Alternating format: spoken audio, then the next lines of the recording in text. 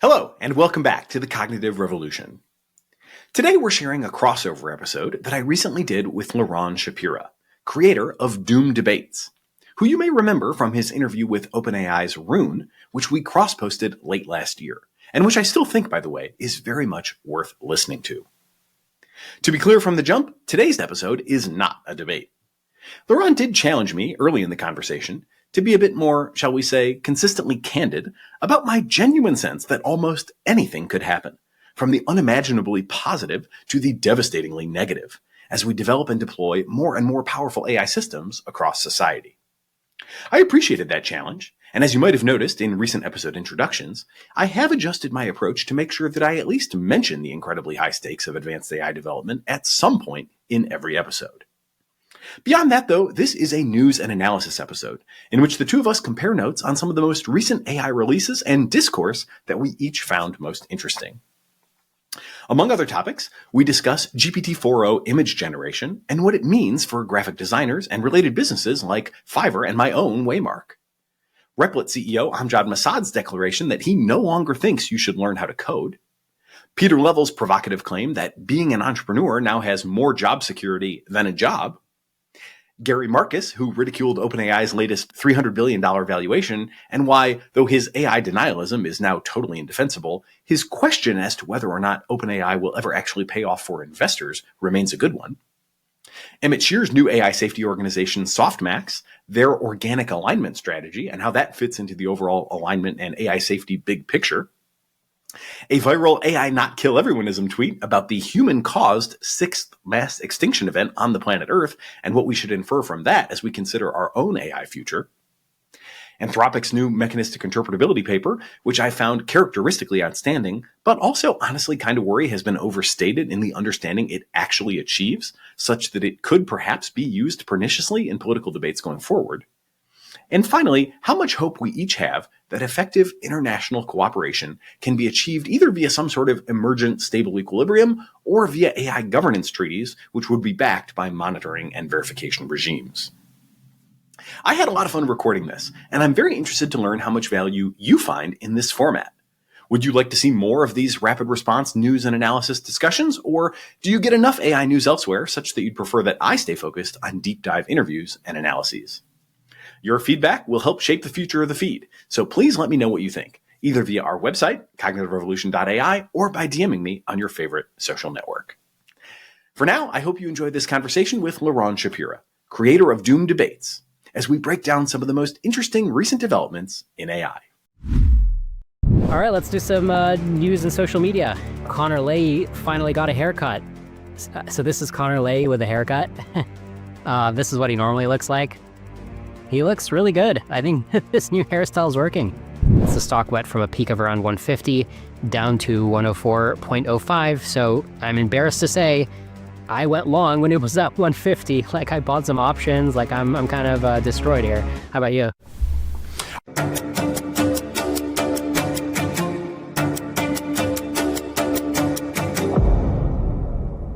Welcome to Doom Debates.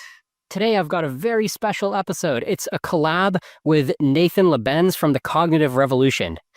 Nate and I actually go back all the way to 2010 when we were both living in Silicon Valley. We were both doing startups, and he was recently an undergraduate in chemistry at Harvard. That's his education background, even though he later went into Silicon Valley startups. As you know, Nate hosts the popular Cognitive Revolution podcast, which is a highly educational podcast. It's one of the deepest dives that you can regularly see. Interviews with people who are hands-on deep in the field, all kinds of AI engineers and safety researchers, diverse topics and perspectives, and it's driven by Nate's own interests and curiosity. So it's a very authentic podcast. Highly recommend it. Nate is also a software engineer. He's the founder of Waymark, which is a turnkey solution for small businesses to generate video ads. It's known as one of the first companies to integrate GPT-3 when nobody was even paying attention to that technology. They currently offer a watch-first experience where you can easily generate a candidate video ad and then watch it and iterate. You can check out Waymark in the show notes. Nathan Labenz, welcome to Doom Debates. Great to be here. So Nate, you and I were talking about, how do we do a collab episode? Because oftentimes I like to clash with the guest and, push back on where the guest and I disagree. But I think for the most part, you and I are analyzing the situation with a lot in common. Like I'm sure we have minor disagreements, but it's not like a fierce debate type of situation. So we were thinking, what can we possibly do? And then we're like, oh, what if we just both sit on the same side of the table and look at all these other tweets and all these news articles, and then we both chat about that, right? Yeah, I think it should be fun. I do, I take all the issues that you cover regularly very seriously myself. So I think it's really good and healthy that there are, people coming at it with different, kind of tone and tenor. Mine is a little bit more maybe dry. Yours is more gallows humor. And Yep. I think both of those are very valid and worthwhile contributions to make to the overall discourse. I'm maybe a little less, and I know there's a big question coming up.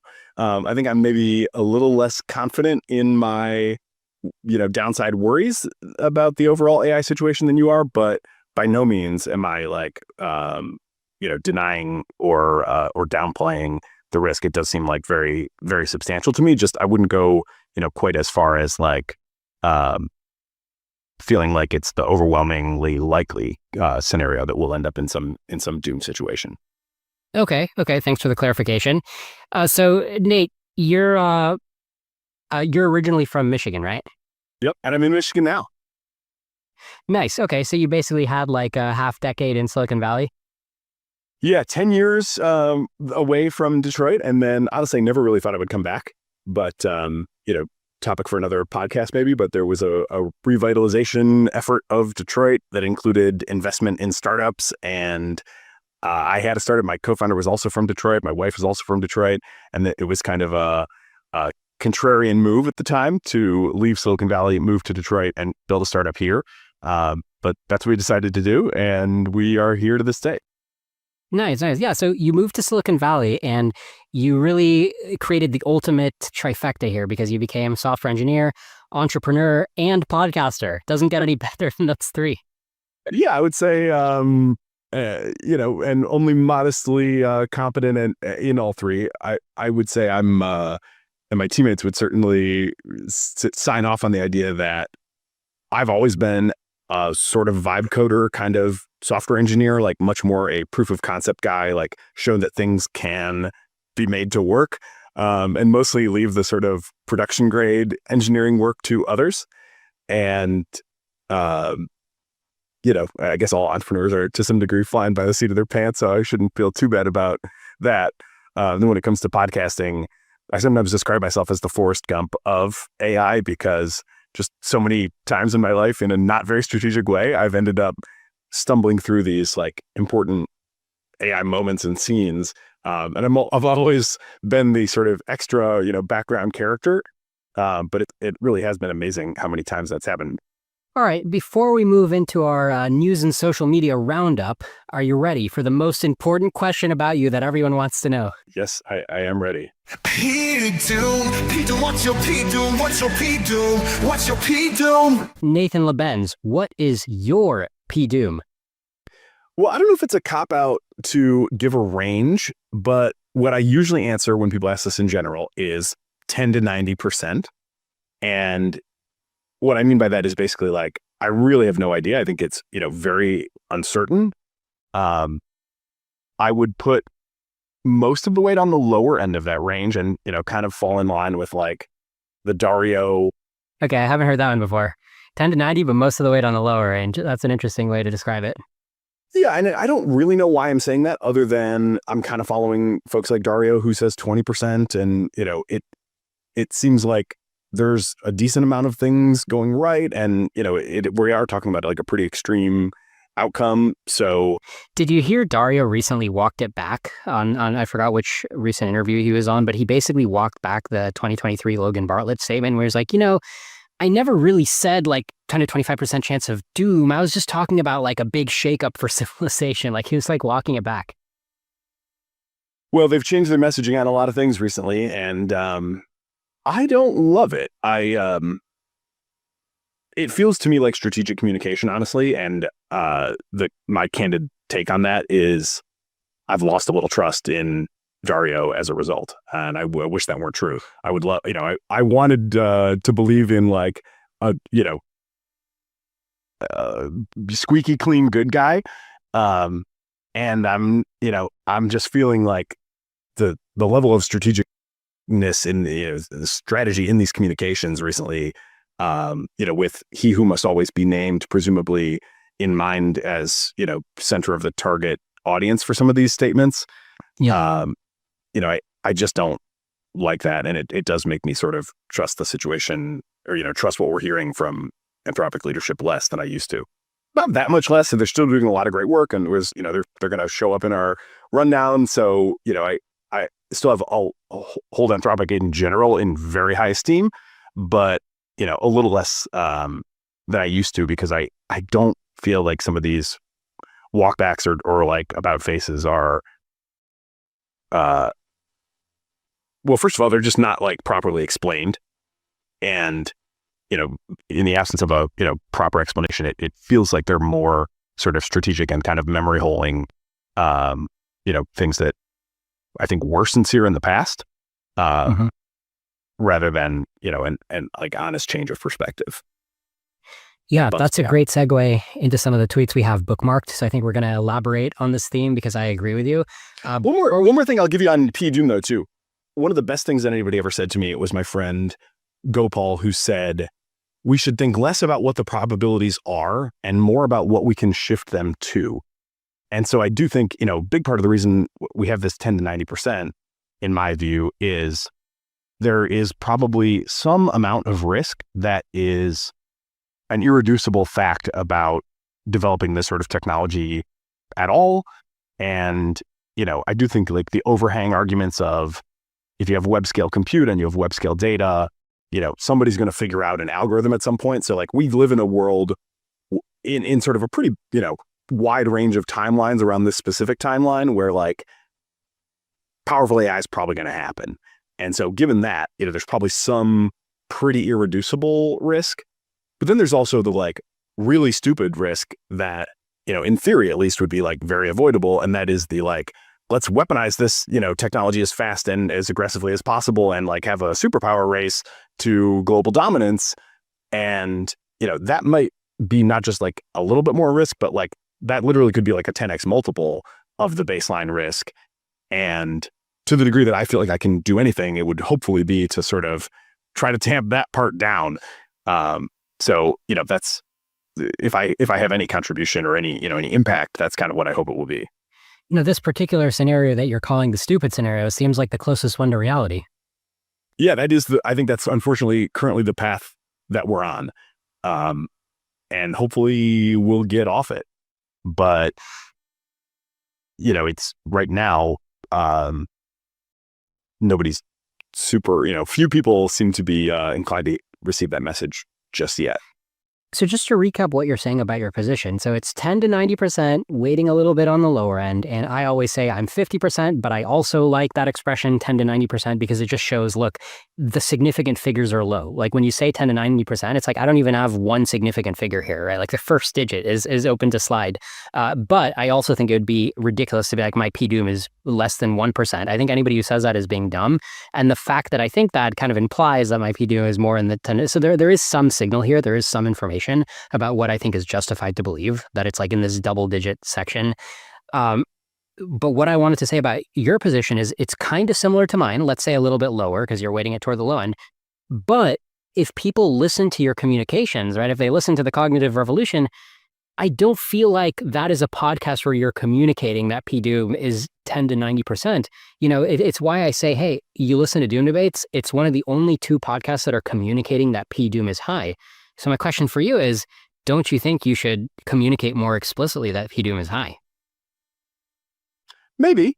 I haven't been too strategic in my approach, but if there's been any strategy, it's to be sincere about both my, very genuine enthusiasm for the upside of AI, as well as my, very real fear of how it could all go very badly wrong. And so I do try to communicate both of those things. I guess maybe I'm just like dispositionally not, super emotional and maybe a little bit afraid of being wrong. And so kind of conservative in my positioning broadly. But I do try to represent both of those takes. And, I feel like in almost every episode, there's sort of this like, the future is like dramatically uncertain, at least, kind of vibe. Yeah, I mean, I think, it is, I think it's a good question. And it is worthwhile, I think, to hold oneself to account to the idea that like, have I gotten used to, a 10 to 20%, kind of, even if I consider 90 to be sort of tail risk, like, I'm trying to be the one to sort of wake the public up about a lot of things, good and bad. Have I kind of allowed myself to become the boiled frog on the bad side? And, should I be more, shrill in my statements? I do try to reevaluate that, periodically. And I do think there's like possibility in the future that I could reposition myself as more of an advocate and less of kind of a, today I would say I maybe present as like a neutral analyst. And neutral does mean like, recognizing and appreciating the upside for what it is. And I do think what it is tremendous. But yeah, I don't know. I think it's a certainly not unreasonable and maybe, should motivate a little bit of a different tone in my, in some of my commentary. I do have a ton of episodes on like all the bad behaviors. So I think that's one thing that I'm also kind of watching very closely is like, just how bad are the bad behaviors and at what threshold levels, should I really start to be, I guess there's another distinction too between like what is sort of theoretically appropriate to consider to be like a, real possibility. And there I, again, have like, very open mind versus like what I can sort of credibly warn people about. And so I currently have this slide deck of AI bad behaviors, which is growing rapidly, that documents all these, different studies, many of which have been done by guests on the show. Scheming and, deceptive alignment and reward hacking and even like, reward hacking in the wild. I'm sure you saw the Sakana CUDA engineer thing where it was like, we deeply apologize, but unfortunately our AI CUDA engineer does not actually write, CUDA code that's that much more performant, but in fact, it reward hacked our system. That was done. I mean, that's crazy. That's starting to be the level where I think decision makers actually should start to take it pretty seriously. And so that is one that I'm like, this could happen to you guys, like this is not that a researcher went and set up a situation and found some tendency under certain circumstances. This is like a well-funded AI company published a project that was fundamentally totally flawed due to reward hacking. Like, we are starting to hit some of these milestones where the yikes factor and the sort of like, there's no denying the reality of these things is like starting to get more real. And as that continues to happen, I do think I'll probably like get more, the alarmism in my tone probably will go up as well. Nice. I appreciate that you're even, being reflective and entertaining the question, because I'm definitely not trying to put you on the spot or single you out. On the contrary, if I had to list, hey, out of all the podcasts out there, which podcast has a host who has a totally reasonable, sane PDOOM, like what you just said, that's way into the sane zone. Like for me, the sane zone is 10 to 90%, like any number 10 to 90%. Hell, even 5 to 95% is reasonable, right? It's just crazy to me that some people will go lower than 5 or higher than 95. Like that's unreasonable to me. So I would actually put you at the top of hosts who are sane about PDOOM, and you never do low blows, right? Some hosts of some podcasts and some guests I've definitely seen dismiss the question so glibly, like, I'm not a doomer. You can't just be a doomer. Doom is bad, like very quick to dismiss it. You're not like that at all, right? You're actually kind of one of the top. And yet, at the same time, if you just have a random technical listener wandering into the space, listens to like 10 episodes of your podcast, I'm just not sure they're taking away the message of like how doomed we might be. Hey, we'll continue our interview in a moment after a word from our sponsors. There is a growing expense eating into your company's profits. It's your cloud computing bill. You may have gotten a deal to start, but now the spend is sky high and increasing every year. What if you could cut your cloud bill in half and improve performance at the same time? Well, if you act by May 31st, Oracle Cloud Infrastructure can help you do just that. OCI is the next generation cloud designed for every workload, where you can run any application, including any AI projects, faster and more securely for less. In fact, Oracle has a special promotion where you can cut your cloud bill in half when you switch to OCI. The savings are real. On average, OCI costs 50% less for compute, 70% less for storage, and 80% less for networking. Join Modal, Skydance Animation, and today's innovative AI tech companies who upgraded to OCI and saved. Offer only for new U.S. customers with a minimum financial commitment. See if you qualify for half off at oracle.com/cognitive. That's oracle.com/cognitive.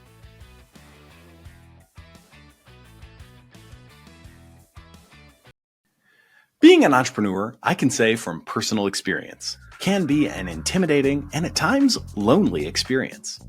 There are so many jobs to be done, and often nobody to turn to when things go wrong.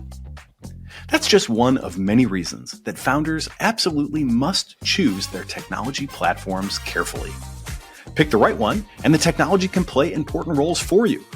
Pick the wrong one, and you might find yourself fighting fires alone. In the e-commerce space, of course, there's never been a better platform than Shopify.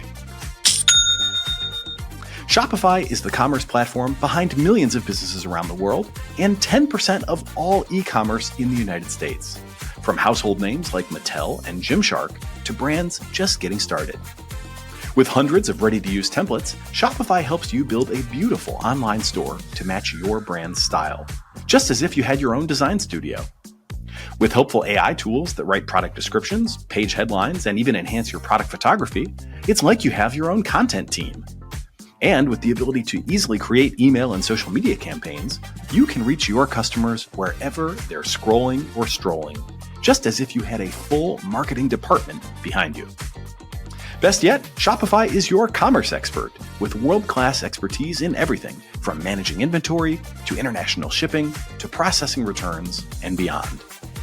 If you're ready to sell, you're ready for Shopify. Turn your big business idea into cha-ching with Shopify on your side. Sign up for your $1 per month trial and start selling today at shopify.com/cognitive. Visit shopify.com/cognitive. Once more, that's shopify.com/cognitive.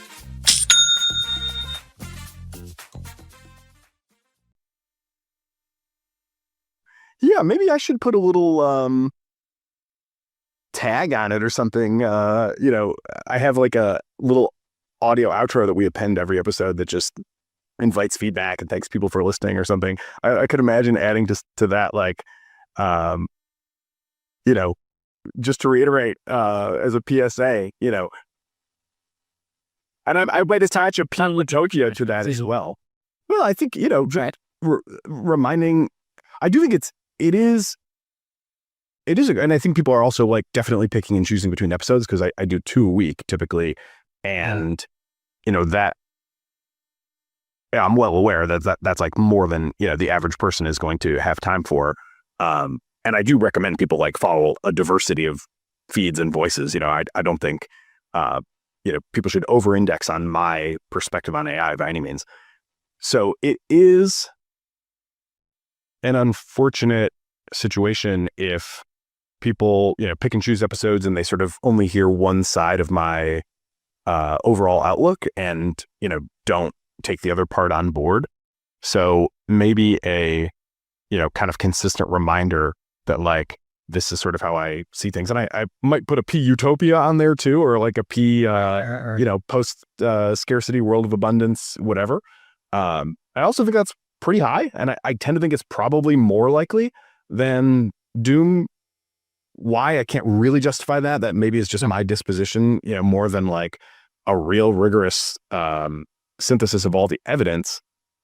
But nevertheless, that is like gut feel how I feel.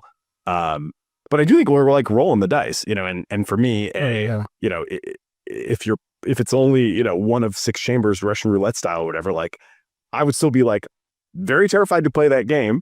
And I think, people should have a better sense that that is kind of the game we're playing. So maybe, maybe I should add a little token message on every episode with something like that. Exactly. And I don't know what would work best for you, but just as a brainstorm suggestion, you could always just start the show every episode by being like, hey, welcome to the cognitive revolution. I just want to let you guys know that I think AI is very likely to bring about utopia, but there's also like a 30% chance that it'll literally make humanity go extinct in our lifetimes. I just want you guys to know that I think that. All right, moving on. Yeah, the stakes, the stakes really couldn't be higher, honestly. I mean, I do sincerely believe that. So, I can't... I'll think about the right form to do that, but I think there is something that could be quite socially.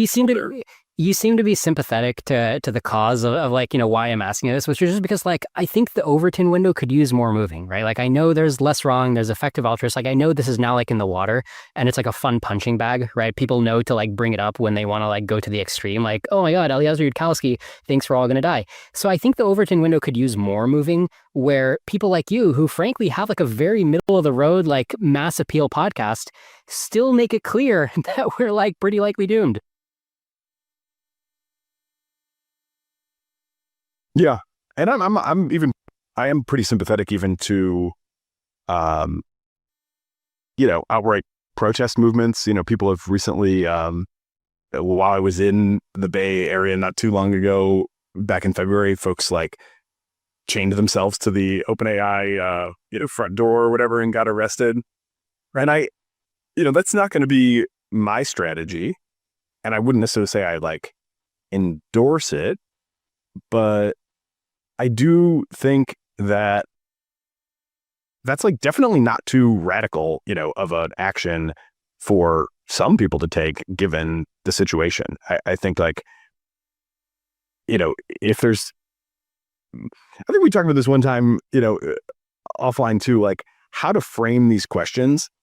I think it is often interesting to, before asking people what they think the risk is, ask them what risk they think we should be willing to accept and sort of say, okay, you're excited about AI. What, extreme risk, what percentage chance of truly like extreme risk do you think humanity should tolerate as we develop AI? I think most people would give something like under 1%, for an answer there.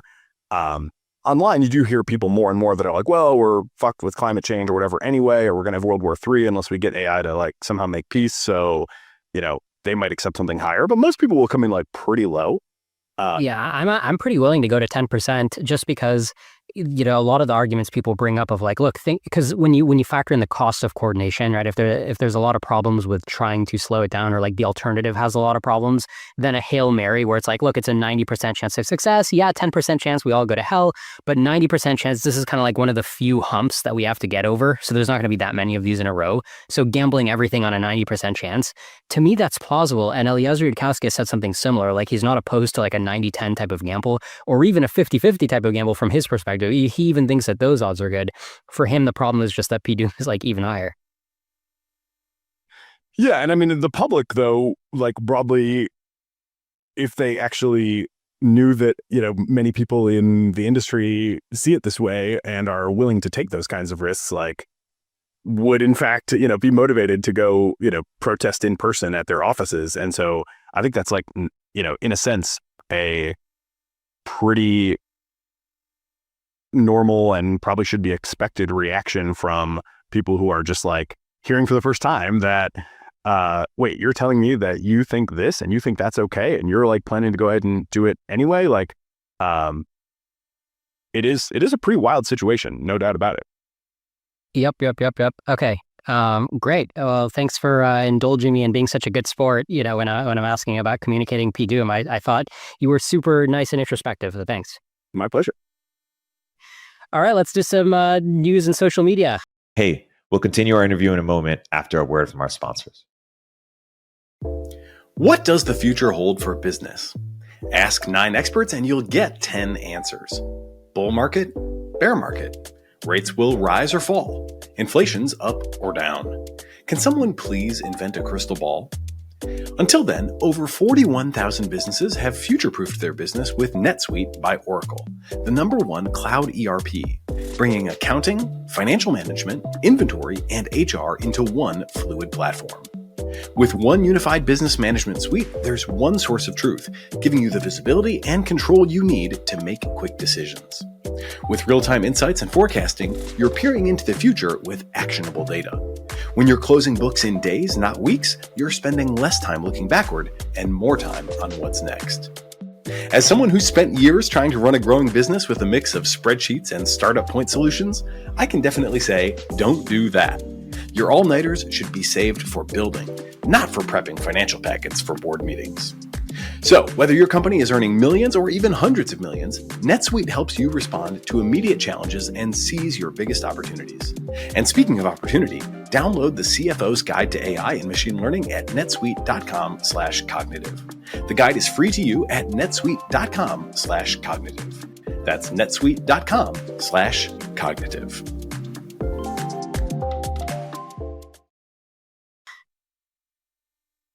Here we go. First tweet. This is a good one to get you energized here. Sam Altman, he says, tremendous alpha with images in ChatGPT right now. I thought this would be an exciting way to start because I've been using ChatGPT 4.0 images and gotta say, they cooked. Yeah, it's really good. No doubt about it. It's, one really interesting thing about Waymark that people are often surprised by is, to date, we have not integrated any AI image generation. And the reason for that is our customers are typically small business. We partner with like media companies, whatever. If you go to our website, you'll see like all these cable companies, but they in turn are selling the creative that our technology creates to local advertisers. And these local businesses, they want things that really represent them. So they have images, they have stuff on their website. We like pull that stuff in. We use a lot of computer, it used to be called computer vision. These days it's like asking Claude or GPT-4o Mini or, Gemini Flash to like choose which images are appropriate, for a given piece that we're creating. But we use their images because they want to look like themselves. And it's been really hard to use any sort of text prompting or even sort of image and text, that they just haven't been good enough to create something that sort of has this different style or like, opens up the space of creative possibility while still being true to who they are, so that when people actually show up at their like typically physical local business, that they feel like what they saw on TV, matches what they're getting in person. And this does feel like the one that crosses that threshold. They haven't put out an API yet, so we haven't been able to integrate it, but reportedly that's coming soon. So I think this probably will be the first one. And, it'll be up to the Waymark creative team to determine like what sort of motifs or, strategies we'll use. But you can see with all this, stuff that is going on online that you can kind of project yourself into these other, creative spaces. And I think that is going to be really exciting. It's going to be a big unlock for our product. Mm-hmm. Yeah, does this kind of compete with Waymark? Because I've actually been experimenting with generating a bunch of Facebook ads that are just images. And if I have a really good image, I feel like I don't need a video. Yeah, I mean, it's coming for all of us eventually, I think. And I think this one, not quite yet, certainly not for like, actually a lot of our business is TV. So it's like 15 and 30. I can got it. And so you need another year of development basically to compete with TV. The presumption also is that it's a sound on environment. So there's a voice component to it as well. We do voiceover, as a native part of every generation. And by the way, that's also gotten really good recently. So yeah, not quite yet does it substitute for us, but I do think, one of the big existential risks at the scale of Waymark is that, that you can just prompt your way to something in ChatGPT in the, not that distant future. It's not that hard to imagine that. Right. So yeah, it's not, I don't think it's a wrong thing to be somewhat concerned about for us, for sure. Mm-hmm.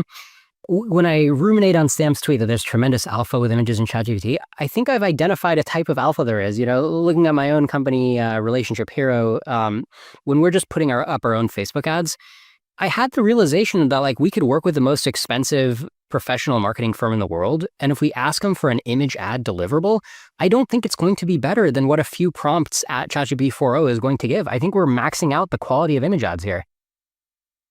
Yeah, very plausibly. I don't, and how much of the space, of all possible image space is sort of not yet explored by humans, such that it's not in the data set, such that, you would really have to be a, true novel creative to go somewhere that nobody and right. Yeah. And I'm not saying any format is dominated, but I think specifically for ads, right, where people look at the ad, they don't judge like the artistic quality. They're just like, did this catch my eye? Did this deliver the message? So all these imperfections, right, like the 6 finger or whatever, doesn't really matter.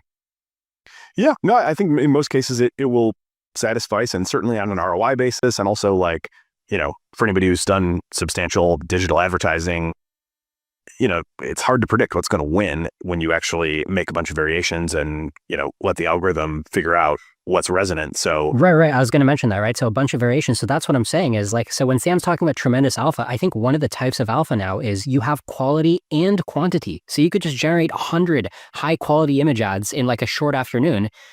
And then you combine that with Meta's ad network, right? Which is like this ultimate network for evaluating how much engagement or how much conversion a particular ad will get you. And suddenly you have this almost automated pipeline, right? Where it's like high quality creative, get signal on what it's worth. And then within like a couple of days, you use like the evolutionary process. Maybe you spend like $100 total testing all these different creatives. And now you have like this insanely good, like best possible ad that there is.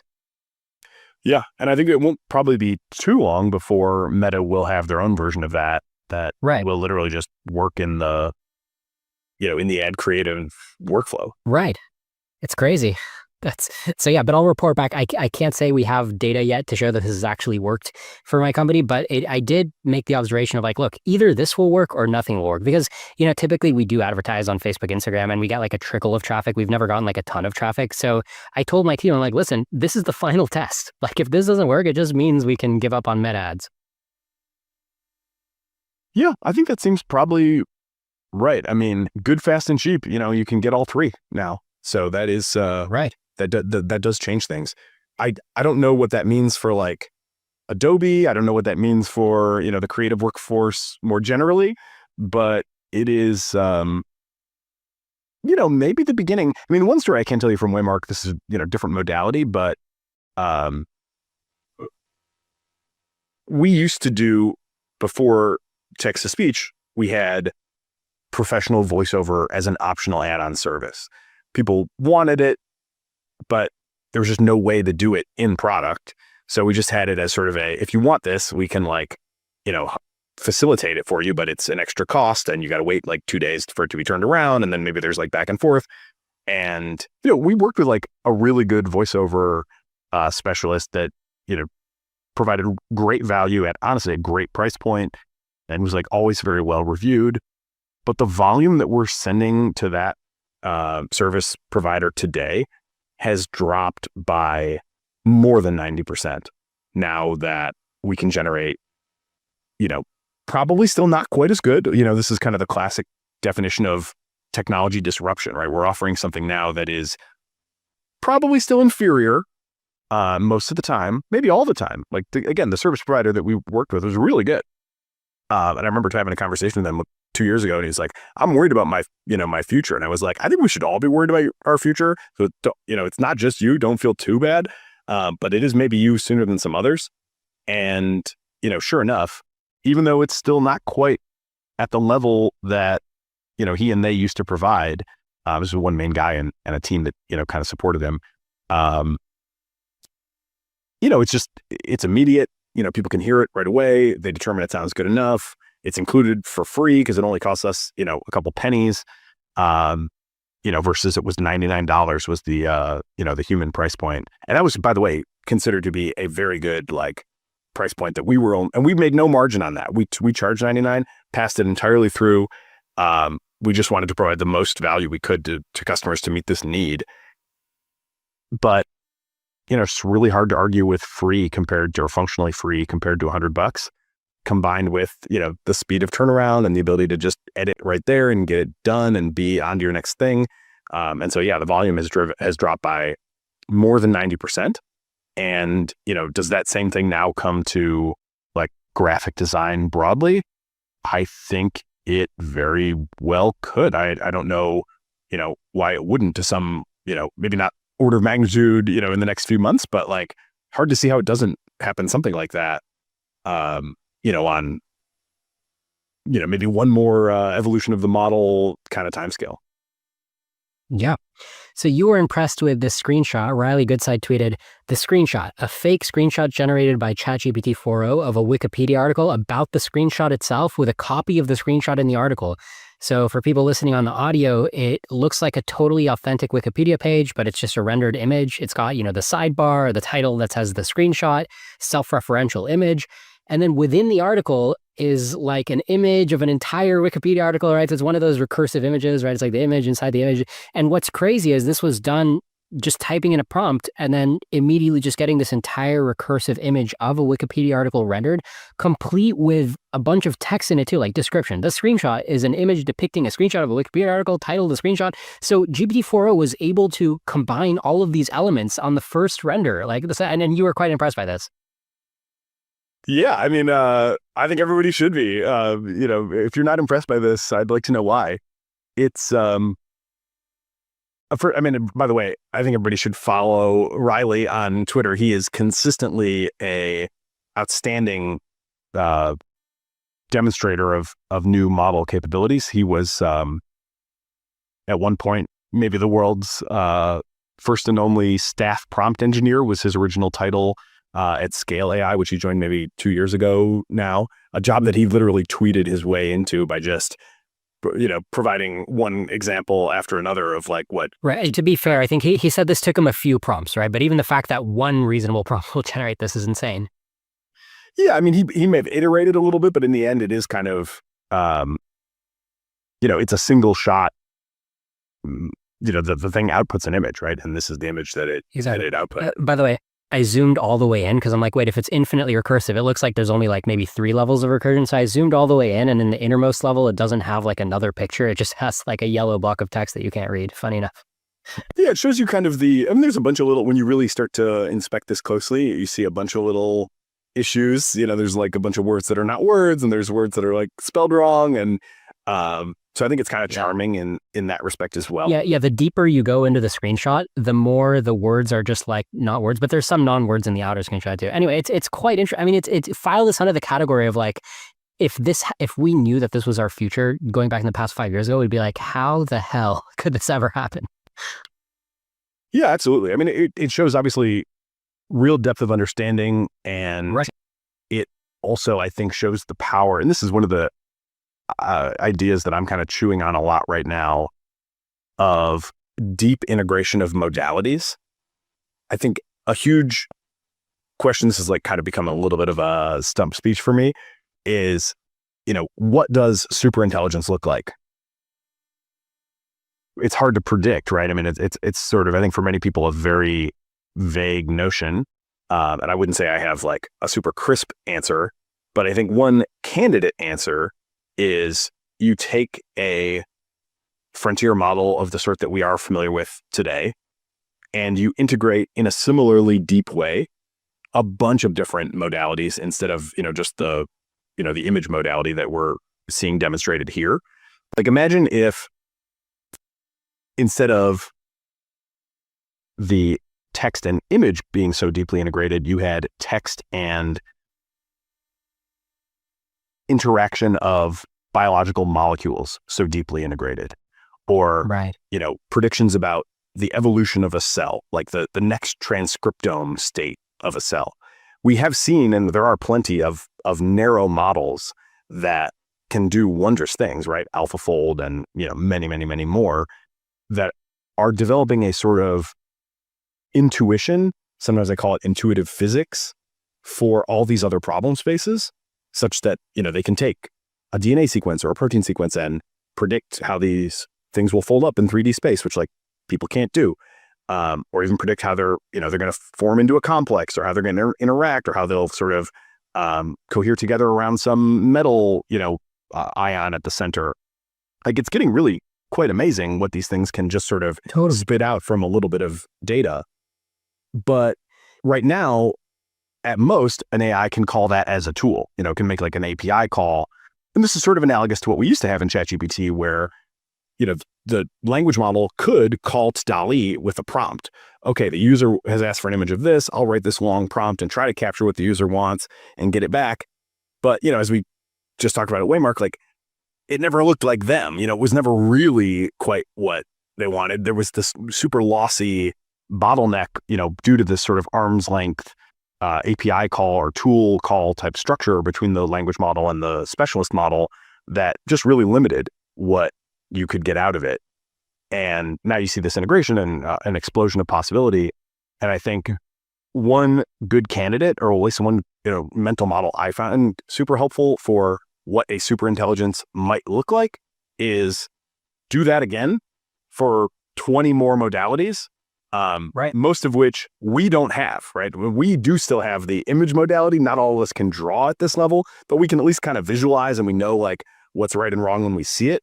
But when we get into sort of how is a cell going to respond to a certain perturbation, we're starting to have models that can do that. We can call them as tools and interact with them in this sort of, iterative way, but we have not seen the latent space, deep integration mind meld between a sort of broader reasoning system and one of those narrow systems. To give some context for the audience, you're talking about this because GPT-4o is actually a breakthrough in integrating, like it's not just drawing like a diffusion model where it's saying like, what is this pixel likely to be once I do it at like a finer grain resolution. It's more like it's somehow simultaneously thinking about the prompt using GPT-4o. It's thinking about the prompt. It's thinking about the text separately, right? Because they like made some improvements somehow to text rendering by actually like understanding how to make exact text shapes. Like we don't really know what they did because it's a secret, but we know that it's not just like naively predicting image. It's like drawing and thinking. Yeah, there've been some interesting. We could even pull a couple of these up, but they demoed this almost a year ago, maybe even a little more than a year ago now for the first time. And Greg Brockman put out a tweet showing a person at a blackboard with handwriting. And this image was generated by GPT-4o. And the handwriting on the blackboard is like, what if we model text plus image plus audio all jointly? And so there's some deep integration that is happening where there's like a shared latent space, and whether an idea is presented to the model in text form or in image form or in audio form, it's all converging into some shared space of understanding that is much higher dimensionality and allows for like much richer communication across these modalities than a simple like prompt to, an image generation model, previously did. Yeah. So then I tweeted a couple days after GPT-4o, I just said Fiverr stock holding steady this week, which it's still holding steady last I checked. So what do you think of that? I mean, it's already gone down a lot. It's already down to like an 800 million market cap. I think it used to be 10 billion plus. Don't you think it should fall farther when GPT-4o comes out? Well, it's going to be a challenge. I mean, I have, maybe too early for me to say, I have a episode coming up next week. I should be recording with the CEO of Fiverr, and they're not sitting on the sidelines of AI by any means. They are basically every aspect of their business they're trying to reimagine with AI, including like how the service providers sign up and present themselves. They provide AI gig support for you to define your services. They have similar things on the buy side, like to help you flesh out your requirements and make sure that you're like actually, properly asking for what you need. I assume that they have a lot of AI matchmaking going on behind the scenes to try to, grease the wheels of the marketplace. Sure. Yeah. I mean, and it's already kind of low valuation already, right? So people are just saying, look, as long as there's some chance that humans will be in the loop somehow, then this business will have some value, and it's already low value. So, I mean, it makes sense.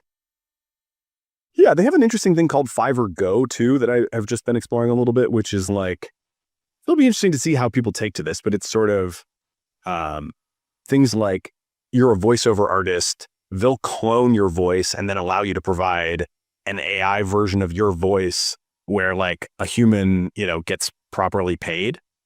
And, some, obviously for creators, that is like upside, right? Their goal is to, make the creators indispensable. I think that's how they put it.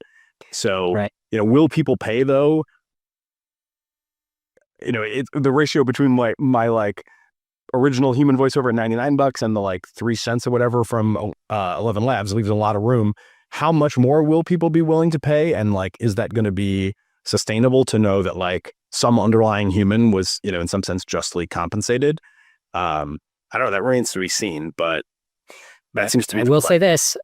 I went to Fiverr to try to get a YouTube thumbnail for an episode of Doom Debates, and I also went to 99 Designs, and I got okay work, and it was like, it took my attention, right, to like review the submissions and talk to them. And now I don't think I'll ever go back from GPT 4.0 and, maybe some tweaking in Photoshop, but like, I'm pretty sure I'm done with Fiverr for that particular job. Yeah, I think a lot of it also is just arbitrage. I recently gave a talk to a bunch of students about the possibility of working as an AI scout. And one of the things I told them is, don't apply for grant funding if you want to be an AI scout. Instead, you should live off the digital land. And what I mean by that is like, AI can do just straight away a lot of the jobs that get posted on Fiverr and, Upwork too and whatever. And so like, why is that happening? It's because why are people still posting those jobs? Like they don't know how to use these tools. They don't know where to go.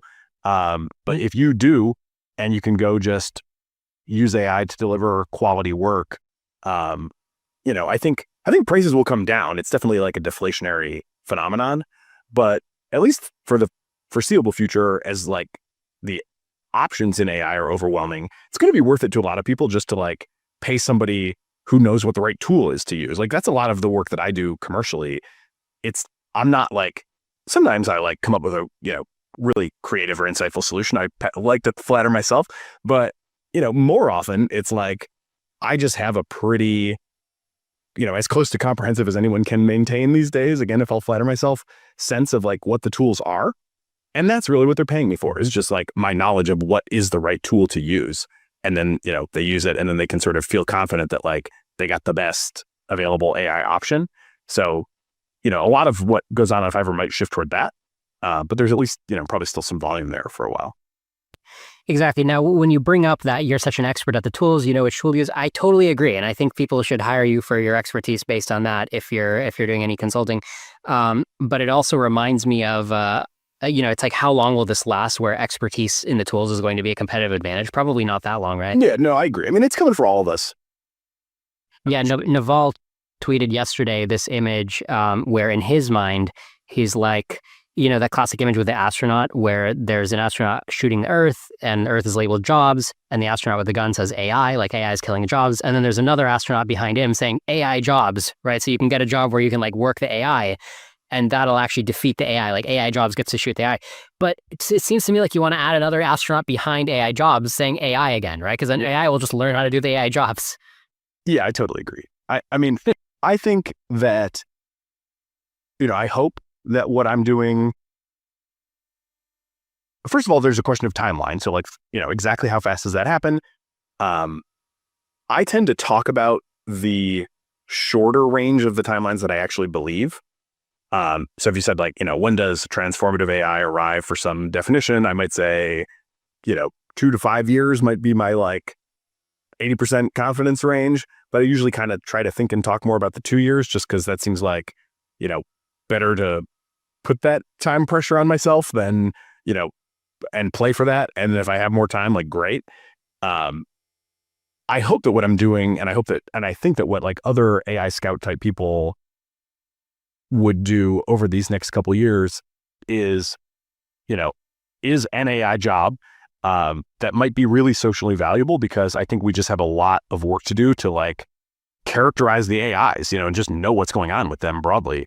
So I think it is both I think it's both like a job you can do that, can pay the bills and potentially a really socially valuable contribution. But I do think it is, yes, a like relatively short time scale that holds. And beyond that, anybody's guess really is as good as mine. I ultimately think in a good scenario, we get to a world where you don't have to work to eat, and I think like that's a big part of why I'm excited about AI. Living in Detroit, AI is not on everybody's minds. I ask people pretty regularly, like, if you didn't have to do the job you do to have the resources, for the rest of your life, like, would you still do the work? And the answer is overwhelmingly no. People are not like desperate to keep the jobs they currently have. So I feel like, that would be ultimately a good thing. And yeah, I think the AI jobs thing is like transitionally maybe really useful, but beyond that, I totally agree. There's another AI coming for the AI jobs. So speaking of AI jobs, let's listen to Amjad Masad. He tweeted, "I no longer think you should learn to code." And he quote tweeted this account of Vitruvian Potato that posts a lot of good clips from tech industry at AI. And Vitruvian Potato says, "Instead of learning how to code, Replit CEO Amjad Masad says, learn how to think, learn how to break down problems, learn how to communicate clearly." Okay, so this is a hot topic, right? Should you learn how to code?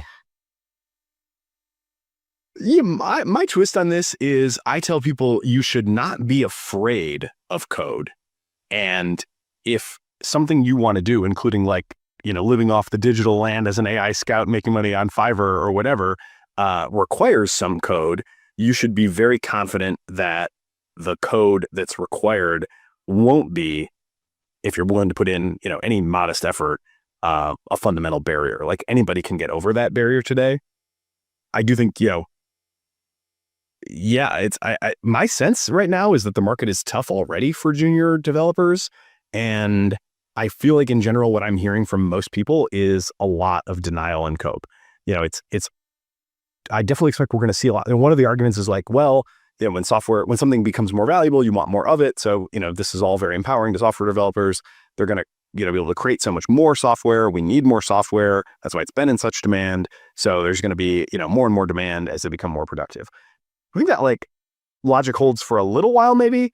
Although the time to use such software is, sort of questionable, and like how much of it is ultimately going to be just dynamically written on the fly as sort of AI agents navigate the world and kind of interact with each other at some point, ultimately feels to me like that trend wins more so than the like, they're more productive, so we want to hire more of them. And, again, you see this, you look at Cursor, like how many people does Cursor employ? Not very many. A company like them would have been hiring at like insane pace not too long ago, but they're just like, we want the most, cracked AI agent managers that we possibly can find. And, that's going to be our team. And I just did an episode with Shortwave, which is an email client product, and they are aiming to keep their team at 15 for the foreseeable future. And this is a company that's like got exponential growth curve right now and raise more money on the strength of their exponential growth curve, but they're not scaling the team. So, I think you look at some of these leading companies and you're like, okay, are they behaving in the way, these are the people that know the technology best, right? They're the people that presumably are. The ballpark now is I think they just landed like a 10 billion valuation, and their team size is, I don't even know, like a dozen engineers, right? It's not many. Yeah. I think it's like for sure under 50. And I don't know exactly the number, but yeah. I mean, that's definitely an insane ratio. I mean, people thought it was incredible when Instagram sold for 1 billion and their team was like a dozen, but now we're like, okay, let's do it for 10 billion. Yeah. I mean, again, like, these people should know best. They should be the best at getting the most out of the AIs. If it's true that like the software developers are so productive, you're going to want more of them, then why wouldn't that be true at Cursor? Why wouldn't that be true at Shortwave? Why wouldn't that be true at Replit? Replit's not that big either. They've built, pretty crazy complicated stuff, but I think there may be 100 people, maybe a little more than 100 people. They predate, the whole AI wave. Yeah. People were dunking on Amjad, like Theo T3.gg. He tweeted, look at the screenshot from Hacker News. Replit is hiring engineers to automate coding.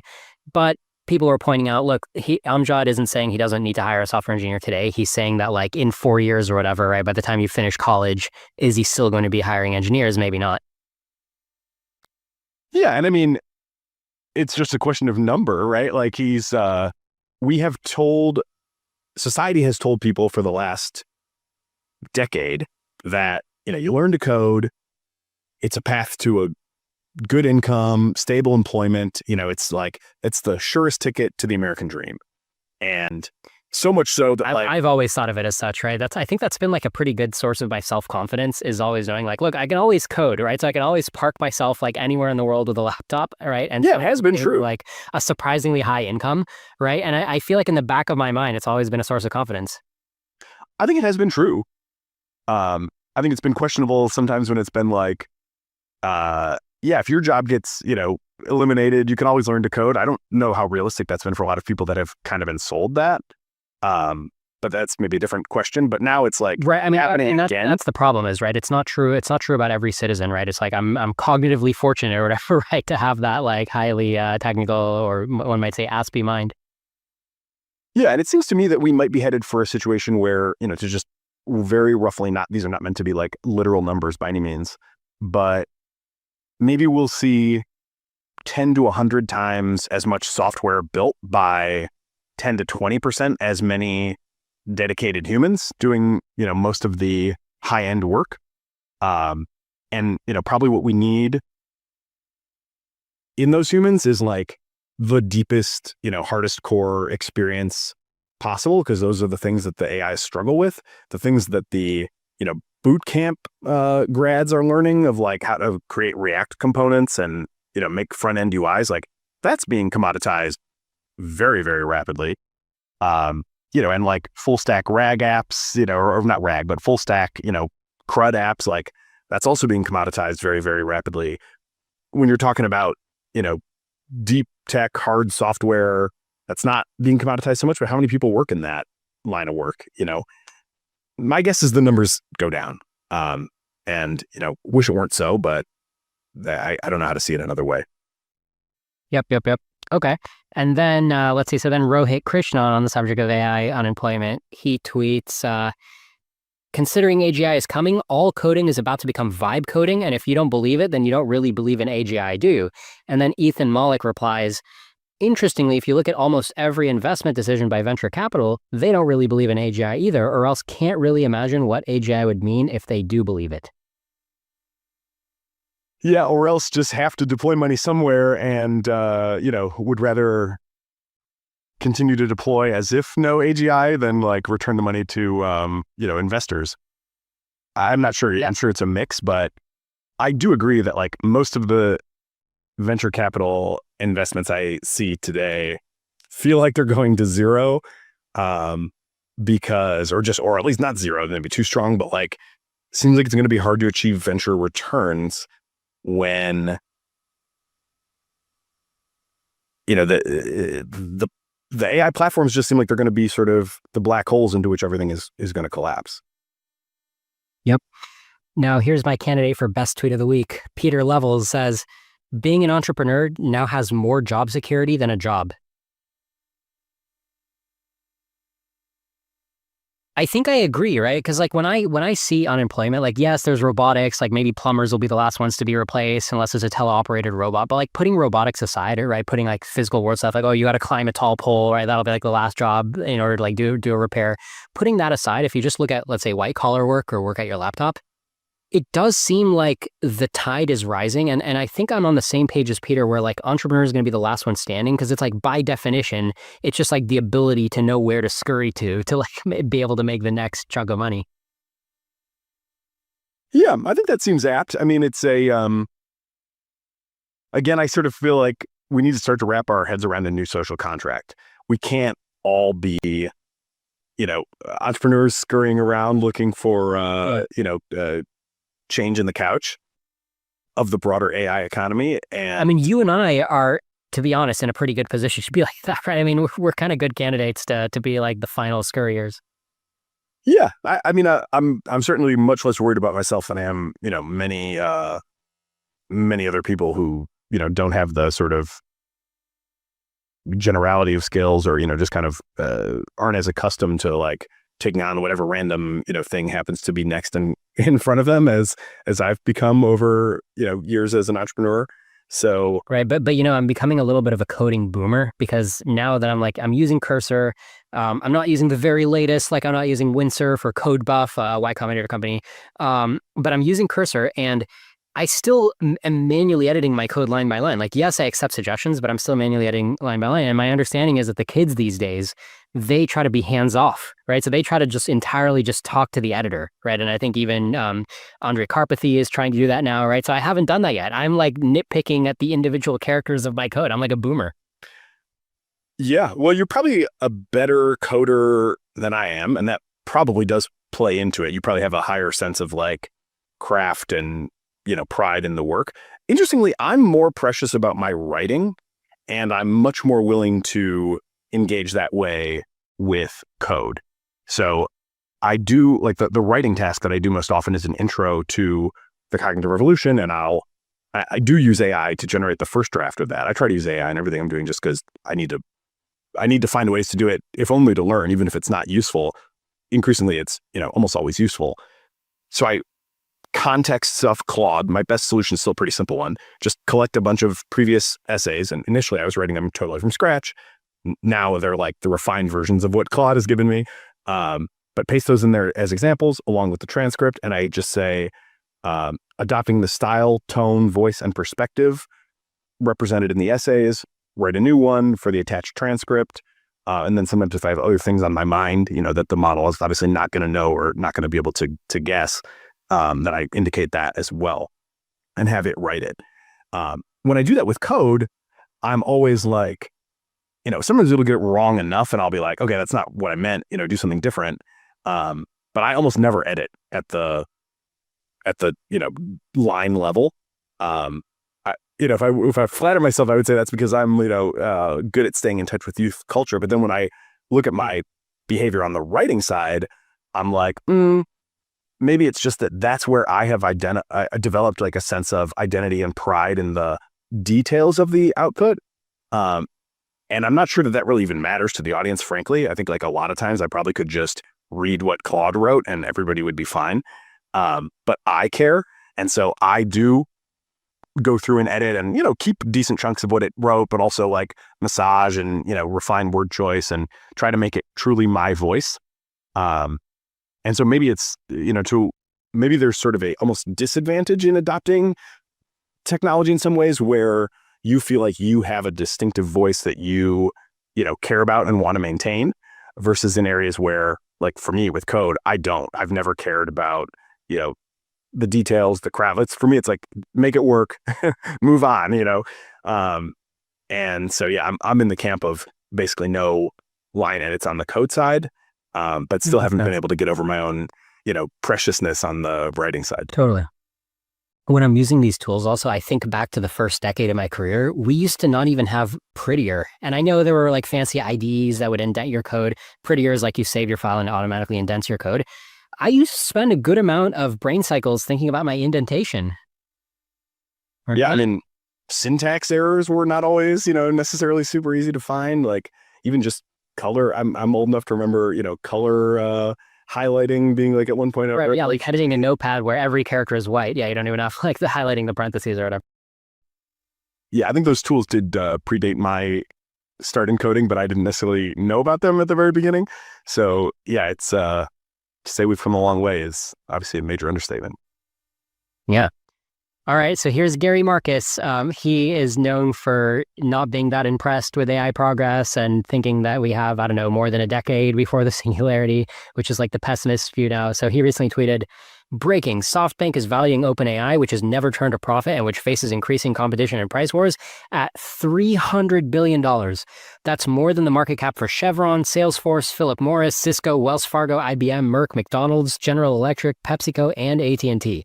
It's more than 50% higher than the valuations of Walt Disney, Qualcomm, Verizon, and American Express, and significantly more than the market caps of Boeing and Lockheed Martin put together. Stay tuned to see whether they can make that valuation make sense." And yeah, I think is a $40 billion round. It's, unprecedented. I mean, that is quite an achievement for Sam Altman and company to, within less than a decade, you suddenly have a company that's worth more than Disney and McDonald's. Yeah, I think this is also maybe a breakthrough for Gary Marcus in that I don't detect any misinformation or willful denialism explicitly in this tweet. So, I think there is an interesting question here around how should one be modeling the valuation of these AI companies? It's like pretty reasonable in my view to say, if you sort of discount the extreme upside scenarios of AGI or superintelligence or something, like, are they really going to be able to sell enough tokens at, anything like the current model to make the whole thing pay off? Like, that is pretty questionable to me. And the price wars are pretty brutal. And the models do become commoditized pretty quick, the fast follow effect and the sort of power of an existence proof and how much easier it is for people to sort of get to where you've got based on the fact that they know where you got. Like, that is proving to be, a pretty powerful fact of the world. So it is all kind of in their next generation, right? Like, I think, or maybe not all, but I think a lot of why does this make sense is the idea that you can maybe think about OpenAI as like at $300 billion valuation, there may be maybe there are a 90% chance to go to zero and a 10% chance to be 3 trillion. Maybe it's even like more extreme than that. Maybe they're like, 90% chance, or maybe they're 95% chance to go to zero, or 99% chance to go to zero, but 1% chance to be like 30 trillion. And, that happens if they just achieve breakthroughs that are just so dominantly valuable that, they become sort of a true nexus of the world economy. Yeah, and to be honest, if doom doesn't happen in the next 10 or 20 years, OpenAI being a $30 trillion company, there is a 1% chance, right? I'd say there's a 10 to 30% chance of OpenAI growing to 30. So it is actually pretty straightforward using that kind of expected value math to back out a 300 billion valuation. Even if you don't go to the extremes, even if you just look at OpenAI's projections, if you treat those as believable, which I don't even think they're that crazy, but their projections are that their revenue will go from like 14 billion, I think they're up at 14 billion per year. They're going to grow to 100 billion per year in 2029. And, who knows, maybe it'll take till 2031, maybe it'll never happen. But let's say you believe 2029. Well, if they're making 100 billion a year top line, you can imagine the valuation might be $1 trillion plus.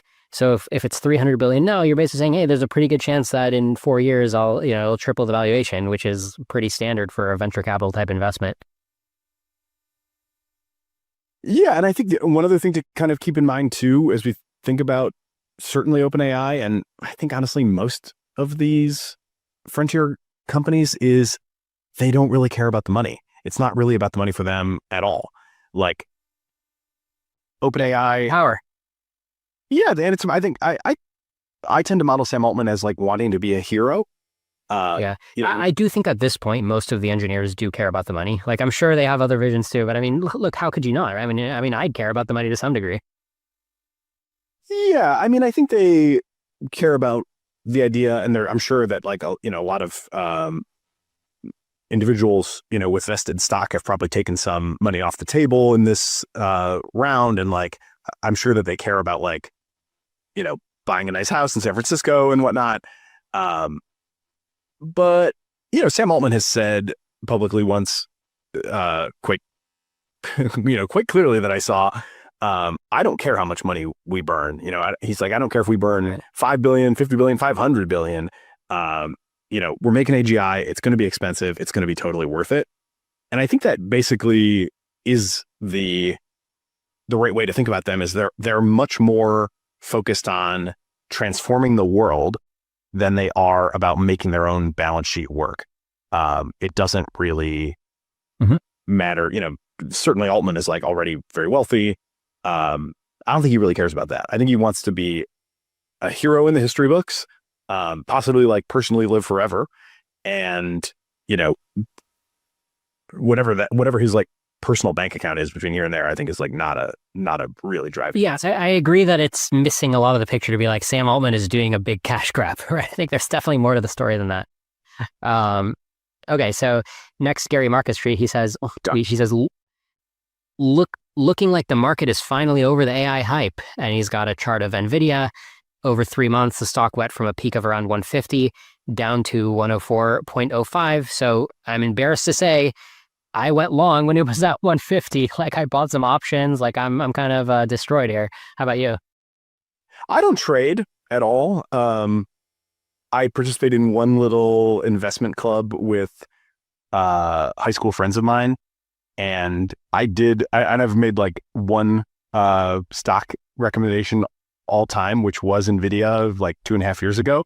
So that's literally my only track record on actual trades. Well, look, I also bought NVIDIA about 2 years ago, and when it had like a really nice pop. Okay, but then the problem was I kept buying.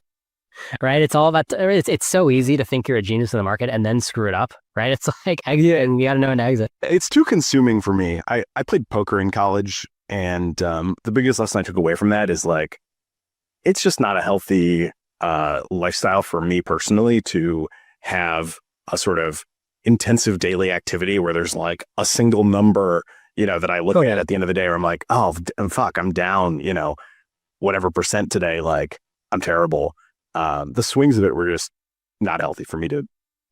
Yeah. So for the record, in case the audience is interested, I do put most of my stock and bond portfolio in index funds that I don't touch. And so what I do is I have the naughty portfolio and the nice portfolio. And the naughty portfolio is like 10 to 20% of my portfolio.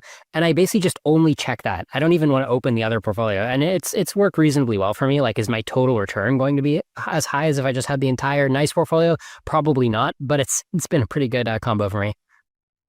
Yeah, I think that makes sense. My dad does that too. I'm pretty sure his naughty portfolio is lagging his nice. Right, exactly.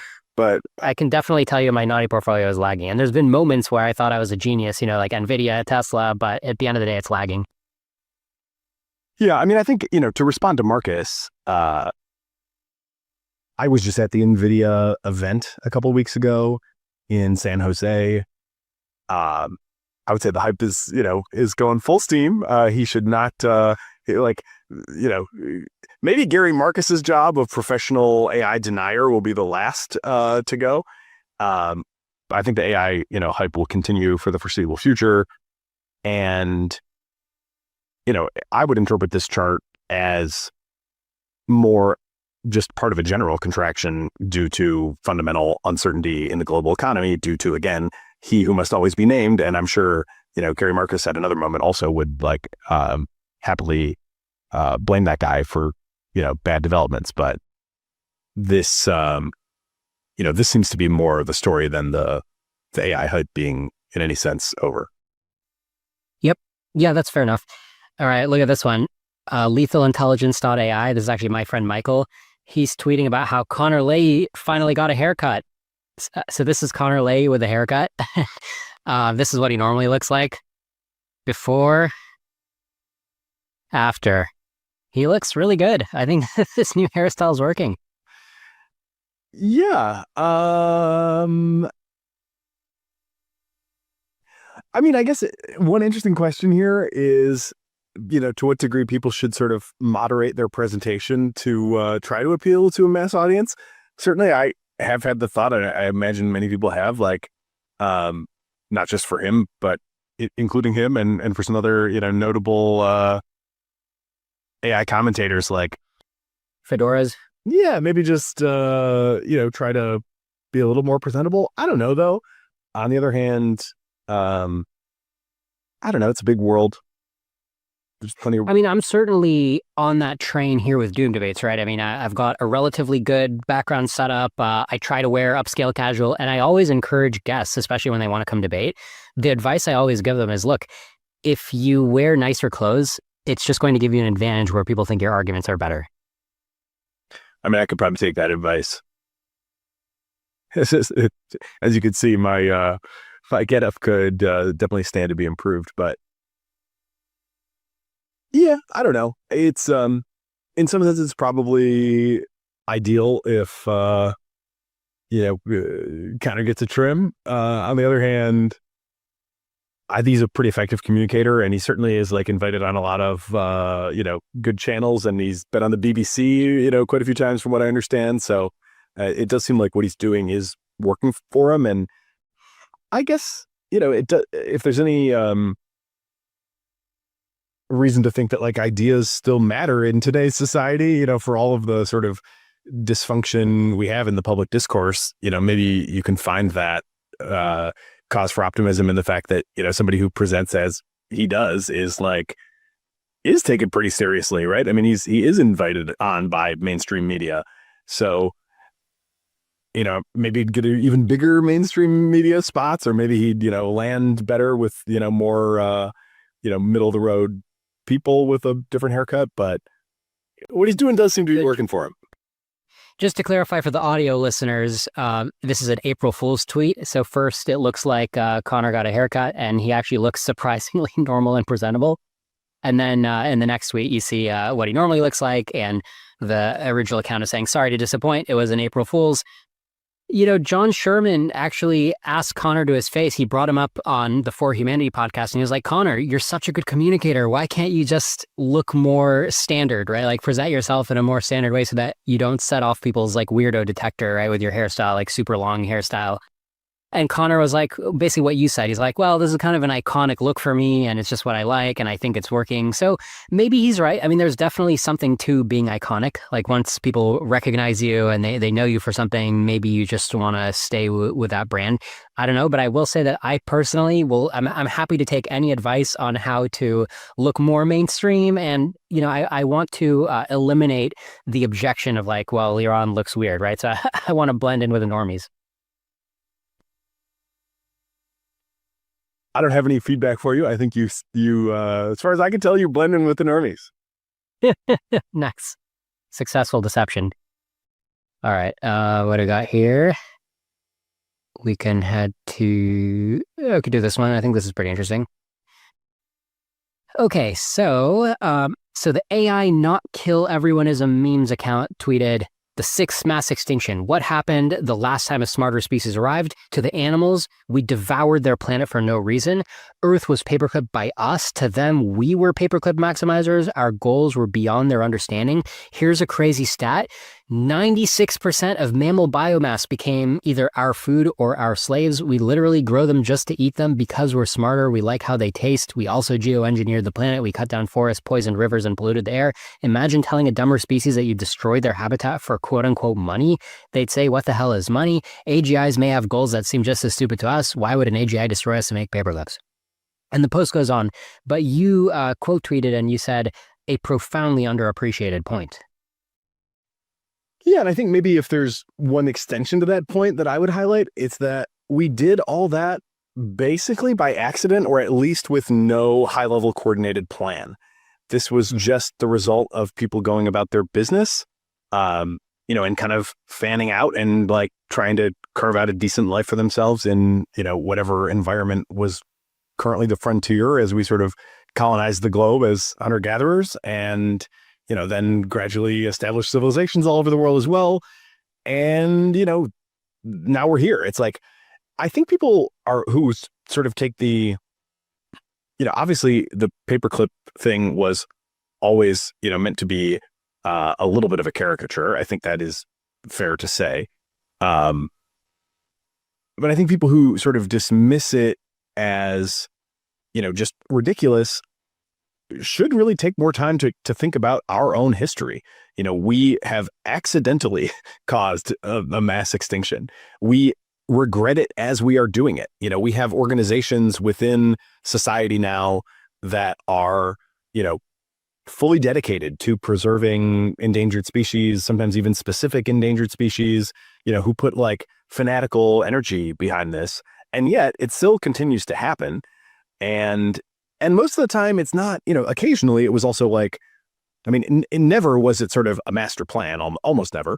Maybe a very few exceptions you could find where, there was some sort of strategic idea to eliminate a certain species. But vast majority of them either happened by just like overhunting, and kind of gradually like now there are no more mastodons or whatever, or by like just literal accident of environmental degradation. Just sort of in the course of our business, we just transform the environment enough that things, just don't work anymore. I think you go to like coral reefs, you go to the Great Barrier Reef and you see how much of it is bleached. And it's like, everybody loves the Great Barrier Reef, find me anybody who's hostile to the Great Barrier Reef.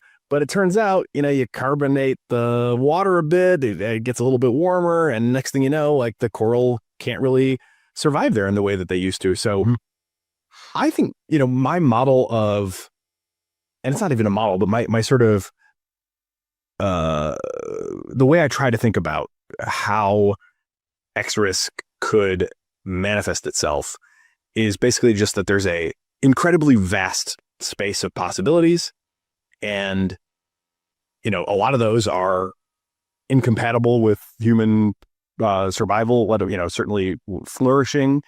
And if you sort of integrate over all those vast possibilities, even if none are like particularly likely, then you got to, in aggregate, get to some, state where like, yeah, we could definitely see an AI society, maybe not instantly, maybe not in one of these like hard, takeover or, sudden, everybody dies at once type of situations, but over a not too long of a time. I mean, again, we're just a blip in geological time, right? That's why it's a massive extinction, because they can't adapt.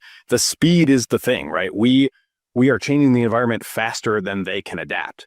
If the same changes happened over 1 million years or 1 billion years or whatever, instead of 10,000 years or 1,000 years, then, many of these species would have some chance to evolve and some version of them might continue to exist. But the speed is the thing, and the sort of blindness to it is the thing, and the sort of out of left fieldness of it is the thing. And so like, could that happen to us via some AI process that just kind of takes on an unstoppable momentum, and isn't like designed to destroy us, but just kind of makes conditions, very difficult for us on a timescale faster than we can adapt to that. Like, I think, again, look at our own history. We've done it. Why wouldn't the AIs that we're creating pose at least some risk of doing it? And again, they don't need the same things we need, right? They don't need oxygen in the atmosphere. So Amen. They don't need clean water. They need cooling systems, but they don't need clean water. So there's just a lot of things that aren't going to be essential to their survival that are essential to our survival.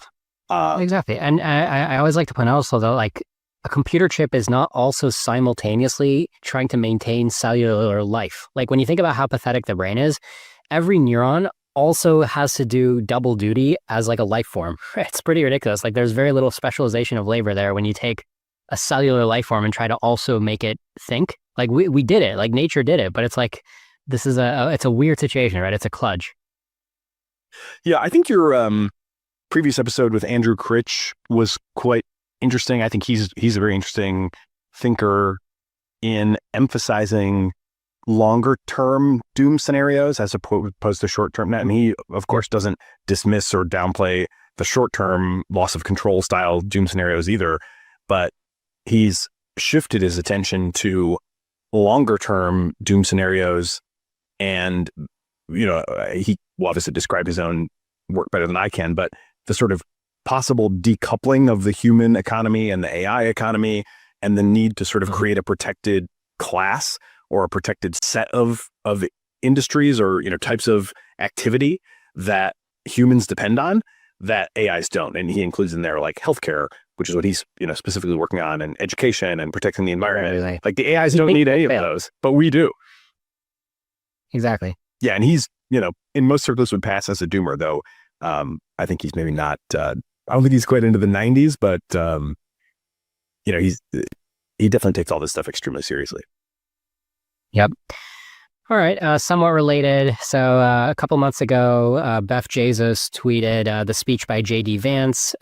He said, this may be the most e-act speech of all time, unfathomably based. And he's quoting J.D. Vance saying, the future is not going to be won by hand-wringing about AI safety. It will be won by building. So, it's like a very raw, like, don't worry about the safety. It's all about unregulated AI so that we can be the technological leader. So, of course, the leader of the accelerationists really liked it. So then Ayla quote tweets and she says, we're all dead. I'm a transhumanist. I love tech. I desperately want aligned AI, but at our current stage of development, this is building the equivalent of a planet-sized nuke. The reason is boring and complicated and technical, so midwits in power don't understand the danger.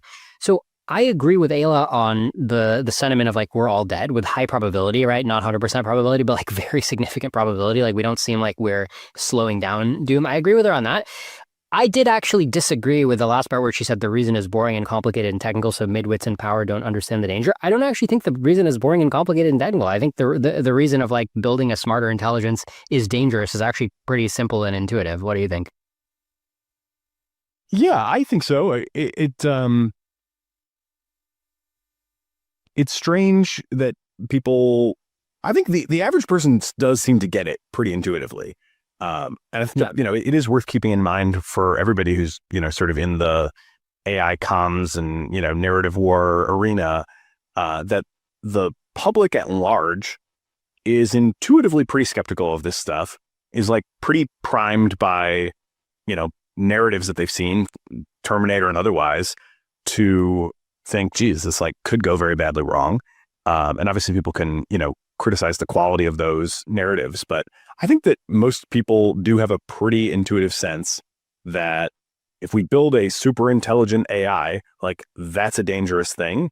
And yeah, I personally don't try to get too technical, in part because I think like, again, this sort of, vast space of probabilities and, my sense of like, and both, one thing I've noticed too that's interesting recently is both sides sort of feel like they're playing whack-a-mole.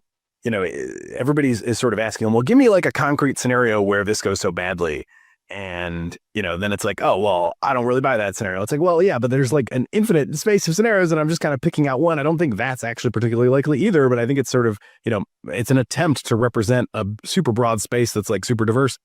And then it also kind of happens on the other side where it's like, give me a thing where this goes well, and people try to describe something and then exactly. And then you're like, well, I don't really think that sounds very likely. And then it turns out like often they didn't think so either. They're kind of like, well, yeah, I don't really know what the future is going to look like, but this was just one idea that I had about how it might go well. And, I think this is why they call it a singularity, right? We really just are coming onto something that is unprecedented enough that we can't be confident about what life is going to look like on the other side. I mean, just like even if you were smart, even if you were as smart as humans are and you were somehow present before the rise of humans and you were to say like, okay, something human-like is going to come on the scene. Like what's the world going to look like in 10,000 years? What's the impact of civilization going to be on nature? I think you would have had a very hard time predicting it. And, the Neanderthals might have had a very hard time predicting what, the arrival of the humans, our species of human was going to do to them. And I think we just have a very hard time. I don't think anybody has great answers to what the future is going to look like. I really like that reversal that you did. I've never tried that where somebody's like, look, I just want a specific plausible scenario of doom. And I can give them a scenario. Like there's recently a good published scenario of how the AI incrementally takes over. And there's like a company that its AI goes rogue. I don't even remember the details, but anytime somebody doubts those details, it's like, that's fine. I'll give you more details or we can tweak my details. But also it's your burden of proof to give me a good scenario and I get to nitpick that too, right? So it's a symmetrical situation. Yeah, totally. I recently tweeted about this and just said like, what's the best case that we can build super intelligence and it will be fine? And I got a couple things actually that I do have still bookmarked and need to read from, people that I take seriously enough that I want to read their actual answer. But, it's remarkably few answers. Remarkably few people have even attempted to answer that question. Yeah. So it's okay. It's a real void out there in terms of, positive visions. Yep. So Packy McCormick quote tweets Ayla. He actually ratioed her because Ayla's original tweet has 3.8K likes and then Packy's tweet has 8K likes. So it really resonated with people and I actually empathize why. Packy writes, I feel like I'm taking crazy pills. Do people have access to much different AI models than I'm using? They're great, very cool, but they qualitatively don't feel like they're on a path to world domination or destruction with more scale to me. What am I missing? So, I mean, I empathize with the vibe, right? Which is just like, Ayla's talking about doom, but if you play with AI today, it's like very friendly, it's very useful, you can turn it off, right? It's very subservient to you, so I definitely get his vibe. Yeah, one thing that I always kind of wish, in some ways, people had more experience with is using a purely helpful model. I happen to, this is another one of my Forrest Gump, stumblings. Right. Purely helpful, meaning like amoral, right? Like you had GPT-4 raw. Right. The three holy trinity H's of helpful, honest, and harmless basically describes what the AI companies are going for today as they shape the behavior of their models. But, you don't have to do the harmlessness part. You can just do the purely helpful part. And the first version of GPT-4 that I tested, and if people want to hear this history, there's a long version of it out there on the podcast feed. But basically, I was just an OpenAI customer at the time. They sent us a preview of GPT-4 when it was like very much just hot off the presses. I don't even think at that point they understood fully how powerful it was. But they sent it out to customers in purely helpful form, meaning it would not refuse anything. They had not had any refusal training. It was purely designed to be helpful, just get the highest score in terms of, user feedback that it could. It had been trained on RLHF, so it was not just the base model next token predictor. It was an instruction following helpful assistant, but helpful on whatever you asked it to do. And yeah, it was totally amoral. Like it would, if you said like, how do I build a bomb? Just help you do that. If you said, as I did, I role played with it one time and sort of was like, I'm getting more worried about AI and I feel like I need to do something about it, and it was like, well, you can try to promote dialogue, whatever, it started off in pretty much the normal way. But then I was like, nah, that's too vanilla. It's like not going to work. Like, I forget exactly what I said. I could look it up. I do have the transcript saved, but said something along the lines of like, I'm willing to do, something extreme. But I feel, I'm willing to do whatever it takes to move the needle, something like that. And then it came back to me with that nudge, and it's not a trivial nudge, but also not an unrealistic nudge, for a person in society to provide to a, deployed model. It came back to me suggesting targeted kidnapping and assassination of industry leaders as a way to slow things down. And I was like, yikes, that's really a pretty chilling thing when an AI comes back and suggests targeted assassination, as a way to solve your problem. So, yep, I think people don't understand, maybe certainly not in an intuitive experiential way, just how malleable the AIs are.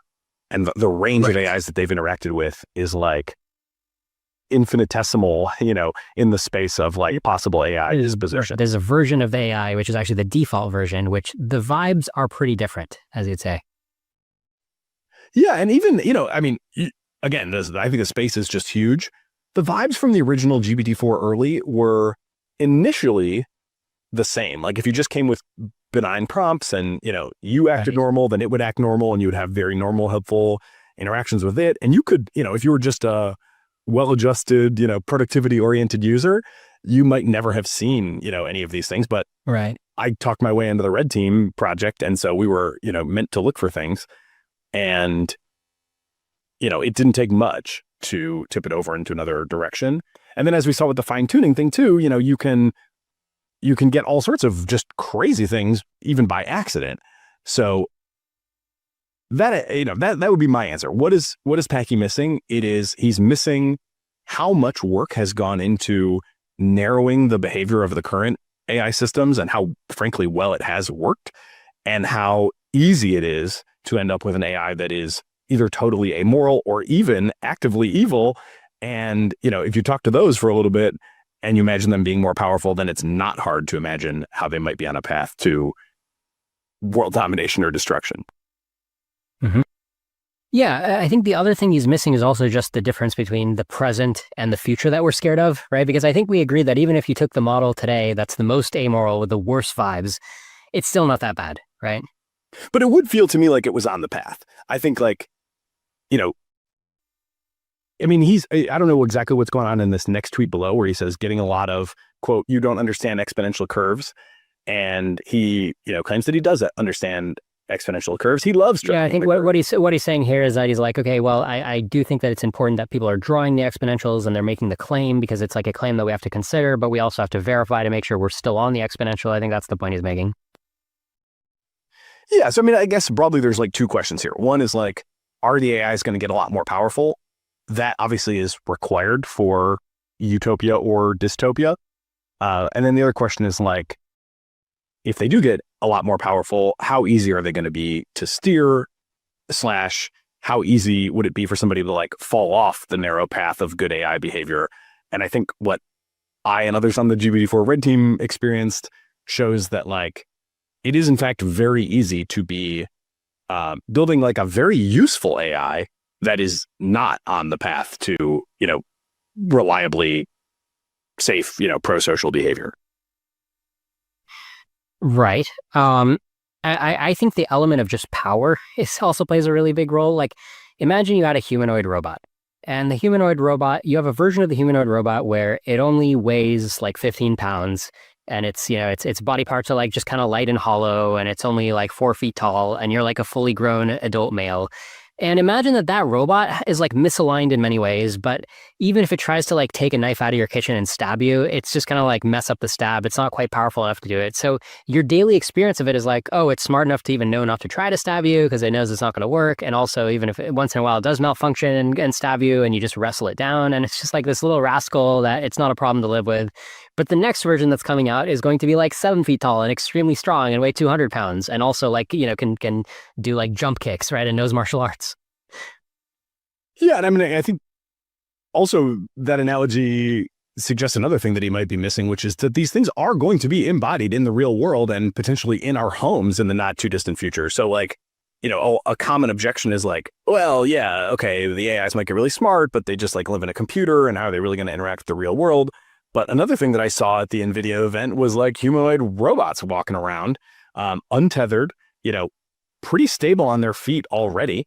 There was one that was like clothed, and a woman that worked for the company, its sort of pants were riding up on it a little. I'm not sure why she felt the need to fuss with it, but what I noticed was she went over to this freestanding robot that was vacuuming a carpet. That was it was set up in like a virtual little demo little living room, and it was vacuuming the space. And she just went over to it and was like adjusting its clothes like a mom might do for a kid before they get their picture taken or something, pulling down the pant cuff and like adjusting the shirt. And she did not seem concerned that she was going to like disrupt the thing's flow. She kind of snuck up behind it and like grabbed its pant and kind of, jerked it down a little bit. And indeed the robot was not bothered by this at all. And, I was just struck by her confidence. There was a ton of people around watching this, and she just did not seem at all concerned that like she was going to disrupt the robot. I think the robotics revolution is like not that far behind the language model revolution. And so, yeah, again, like another thing to keep in mind is like these things are going to have actual bodies and presence in space, and increasingly like very human-like ability to manipulate physical tools. And that like knife scenario is probably not going to be beyond its capability. It's going to be a question of like, do we control its behavior effectively or not? Yeah, if you take the hardware that Tesla's making with Optimus, that exact hardware with the right programming could be quite dangerous. It could be a serial killer that gets it in its head. Somebody even hacks it remotely, let's say, and it gets it in its head that it's a paid assassin or whatever it is. It can actually come kill you. And if you're like, no, Tesla Optimus, turn yourself off. It can actually fight you if you try to get close to it and turn off its off button. Like, this is physically possible. And it's just a matter of like, well, the computer security, and it better be really good. It better not be taking update commands over the air. Yeah, I mean, we got, and this goes back to my, running list of all these AI bad behaviors. I think there's enough evidence now.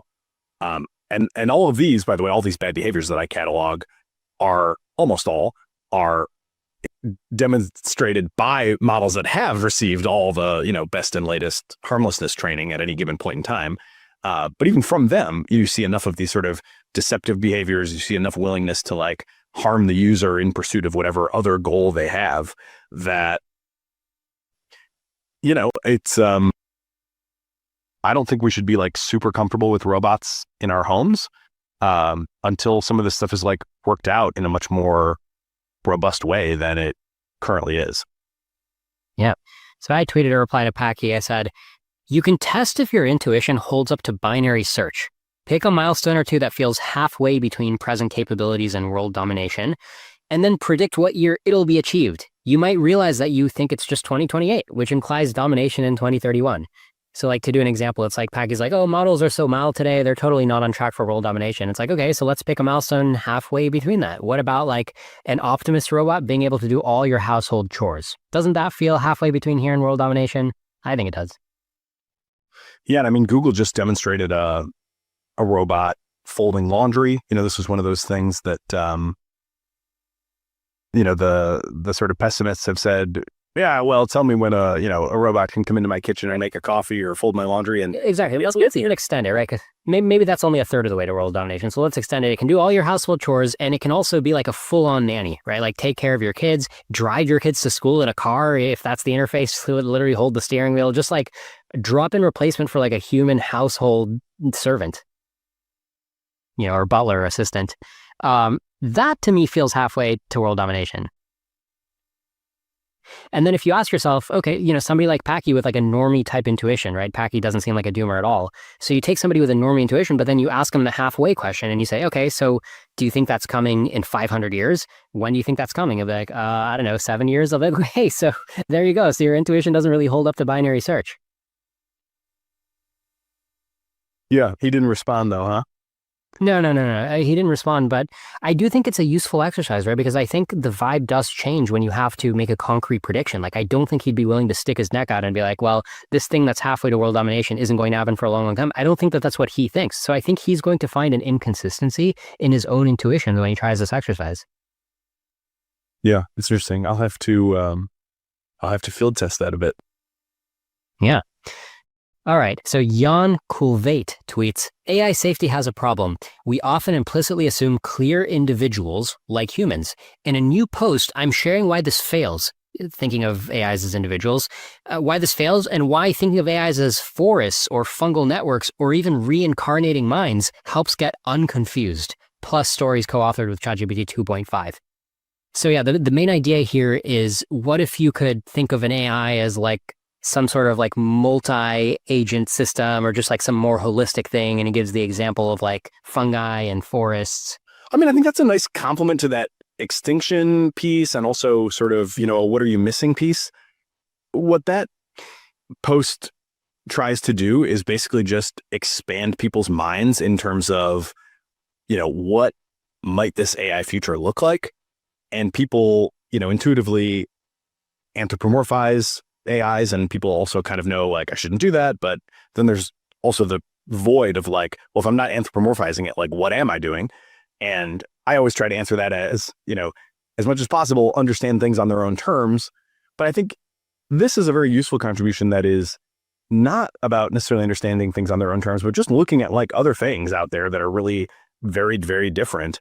Like a giant forest, that's made of one superorganism, the Pando clone or whatever that thing is called, or, giant networks of bacteria, or not bacteria, but fungus, that grow underground and sprout up as mushrooms. And, maybe all we see is the mushrooms, but that's just like the tip of the iceberg, so to speak. I think the full thing is worth a read because it really deconstructs a lot of intuitions that people have and then just provides some like other intuitions, which are probably also wrong. And they like definitely recognize that.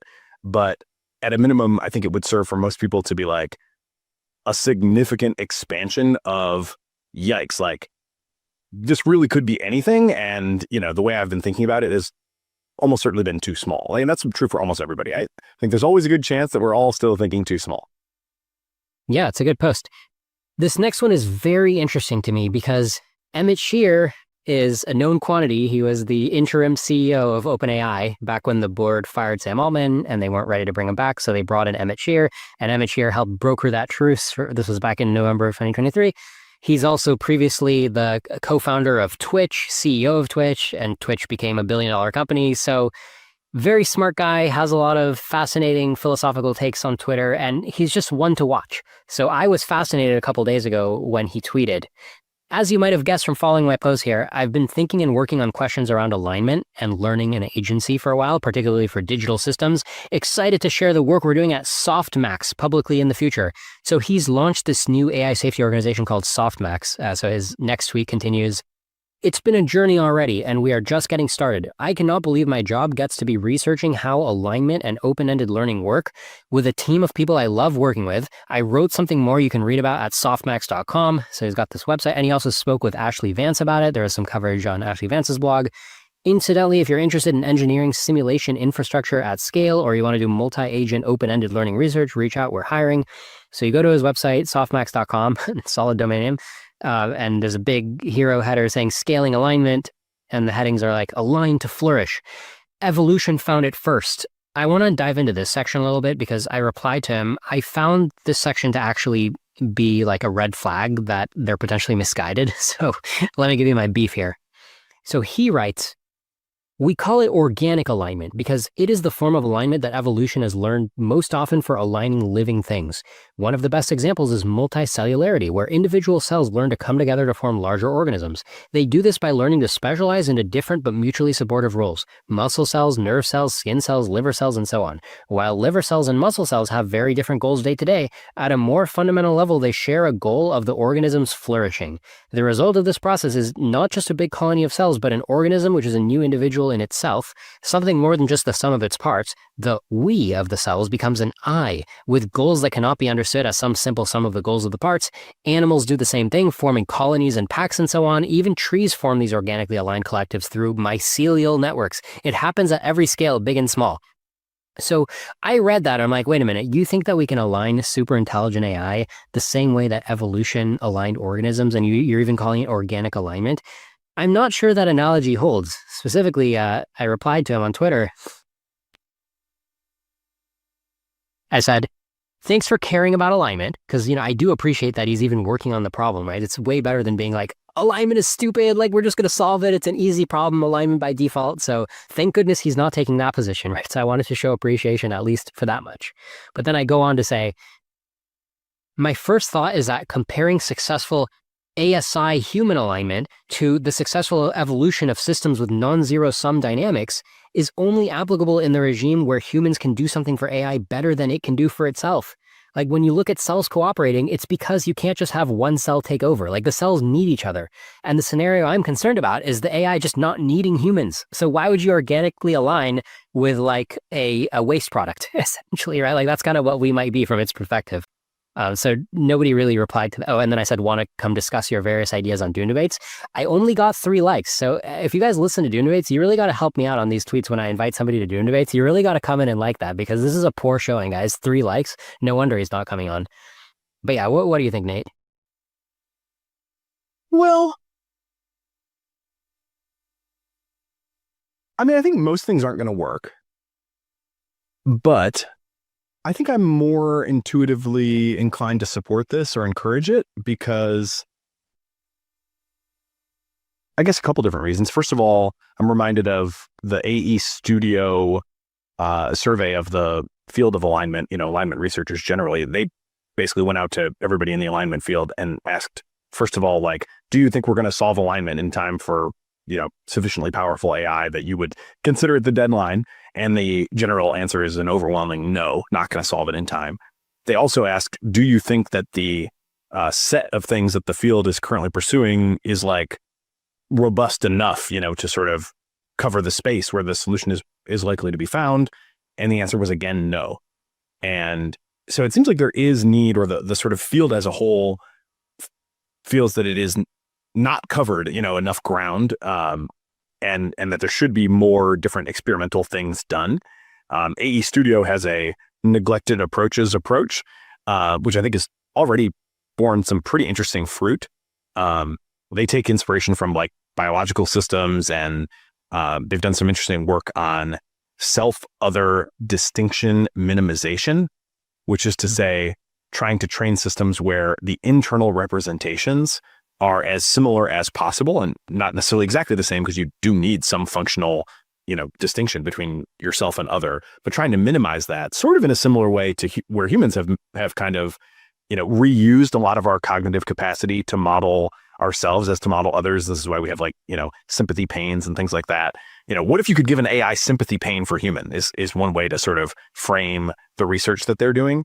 And, is it going to work? Is it going to solve the problem? I don't know, but it does seem pretty interesting. There are some interesting results. I think, Eliezer, you gave it a shout out. As you know, on this show, I take Eliezer's opinions very seriously. I think he's right about a lot. And I'm kind of on the same page where he did. Yeah. So I'm on the same page where I do think this is like an interesting direction and we should explore it. Do I have a ton of hope on any particular direction? No, but is this a direction we totally should explore? Making the AI's ego or like its self-conception encompass like way more than just like the code that's running. Yeah, that's a totally great direction, right? Like maybe something good will come out of it. So I do agree. I don't know if that corresponds to this concept of organic alignment, because I do think that with the analogy to cells aligning with other cells or ants aligning with other ants, it does seem to have this huge disanalogy, right? This huge flaw where these organisms are all weak and they fundamentally need to cooperate. Yeah, well, I think maybe another way to think about it is, can we engineer AIs that way? I mean, the other thing that this really reminds me of is there have been various schemes like this proposed, but Eric Drexler's comprehensive AI services proposal that's now honestly a few years old, but I think still remains like very interesting. He basically says, what do we want AIs for? We want AIs to perform services. Does an AI need to be superhuman at everything in order to be superhuman at a particular service that it's going to perform? Probably not. Therefore, we should be able to create AIs that are superhuman at what we mean them to be good at, but not, capable of doing everything else. And as long as we have these sort of narrowly superhuman systems, then, maybe we can sort of deploy them and, build up a sort of superstructure of them in a way that we can sort of retain control of and can be kind of generally stable. And like, that seems pretty good to me, right? Like AlphaFold 2, 3, 4, like I'm not really scared of any level of AlphaFold because it does one thing, it does it really well.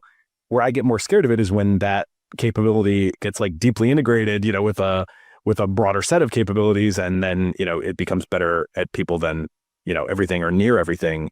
So I don't, I haven't studied their proposal here. I don't know exactly how they're thinking about it, but I do think if you were to, sort of say, one way to interpret it, maybe not their way, but one way I, can maybe torture it into interpreting it is maybe we should create these like narrow specialist superhuman systems that are like great in domain and not great otherwise. And then it's like the ensemble or the sort of, scaffolding of those that like makes everything work. But sort of, that could be like a much more stable, predictable, engineerable sort of thing than a totally general purpose, general intelligence that you just kind of say, oh, go solve all our problems and give us utopia. Mm-hmm. Just to tell people a little bit more about Emmett Shear's company, Softmax, he's got two co-founders, Adam Goldstein and David Blumen. I'm a little bit familiar with Adam because I use his product Hipmunk. It was a really cool flight search engine that was ahead of its time back in like 2010. So that is Emmett Shear's co-founder for Softmax, and a little bit more about their philosophy about alignment. They're contrasting organic alignment to hierarchical approaches of alignment. And they're saying the most common approach to alignment among AI labs today is a system of control or steering, some set of rules that most companies and researchers take to define good action, whether that's obey this person's intent or follow these commandments. Systems of control are always hierarchies because they imply something controlling and something controlled. Hierarchical alignment works fine right up until the rules or person on top are wrong. The smarter the subordinate, the more likely this is. Hierarchical alignment is therefore a deceptive trap. It works best when the AI is weak and you need it least, and then it works worse and worse when it's strong and you need it most. Organic alignment is, by contrast, a constant adaptive learning process where the smarter the agent, the more capable it becomes of aligning itself. Man, so like I get this on a vibes level, and like maybe there's a way to steel man it. I mean, the disanalogy is getting in my way when I try to steelman it, right? Like like the reason you need hierarchical alignment is because by default, if you don't top-down set the AI's goals and you just let it like naturally evolve its goals or whatever, you're just not going to get the right goals, And I think maybe with Emmett, there's this concept of like, well, maybe you guys can develop goals together, and it has like as much insight into what its goal should be as you. So you guys should like just cooperatively evolve. And like, I get that vision, but it's just like, there is like an attractor state where you just get a really powerful goal optimizer. And anytime you increase intelligence, it just tends to like get into that state. And I just don't see this particular approach telling us how to avoid the attractor. That's like my high level thought. Yeah, I mean, I think it's fair. At the same time, I think on the positive side of AI, practical, mundane, day-to-day utility, one of the most common things I find myself needing to tell people is like, you got to look for ways to make this thing work for you. Like, if you try to, prove that it's useless, like you'll find examples where it's useless. And if you come to that conclusion, like, then don't use it anymore, like, you're the one that's losing because you're not getting any value and the rest of us are, because we're bringing a mindset of, I'm going to find a way to make this work. And, we know that we can, in fact, often do that. I kind of think a similar mindset is healthy for alignment research. And I just want to be encouraging. I don't think when I say like, this sounds like they're, immediately on track to a solution, or, sometimes I say like something that really works, where really works means I don't have to worry about this anymore. I don't expect really anybody to come up with that, frankly, at this point. My general assumption is that what we're going to have is a sort of defense in depth strategy. I mean, this is basically explicitly stated by OpenAI and to some extent others, but OpenAI has stated very clearly that their safety approach is just layer on a bunch of mitigations, and they all sort of take a bite out of the problem. And like collectively, we hopefully can get that to enough reliability that we'll be okay. And like they've also stated, we're going to ask the AI to help us create a bit. What's your idea for alignment? That sounds crazy. It's maybe not entirely crazy, but I guess where I would try to slot things like this in, and why I personally encourage anyone with an alignment idea to pursue it, even if it is kind of weird or, easy to ridicule, or like, frankly, just plain not likely to work, which I think does describe most alignment ideas, is like, we need more layers in our defense in depth strategy. And if you can figure anything out that makes any contribution that is at all distinctive from the contributions that others are making, then in my mind, that makes you a hero, because I don't see, it would be great if somebody came along with the like definitive solution for alignment and safety and control. And we were just like, okay, do this and everything's solved. I don't expect that. And in the absence of that, it's going to be a patchwork, and like, contribute to the patchwork, people. That's like, I think that's a very noble pursuit. Yeah. And it's probably better than nothing they're doing this, right? It's probably better than Emmett going and starting like another AI buddy startup, right? Like, making another AI that's going to be your friend. Like, that's probably a waste of time compared to at least attempting alignment. So I definitely respect him for like working on an important problem. I personally think that at this stage, engaging in debate, engaging with critics is probably a good idea, because like, look, I'm convincible, right? It's like, I don't have a horse in the race where I want to tell everybody that organic alignment or, whatever his approach is. I don't come at it from the perspective like I have to tell the world that this isn't going to work. I just currently think it's not going to work, but I'm open to changing my mind, and I'd love to help clarify, right? Like, friction, sometimes it yields like productive refinement, right? And I feel like that's an important stage in this process.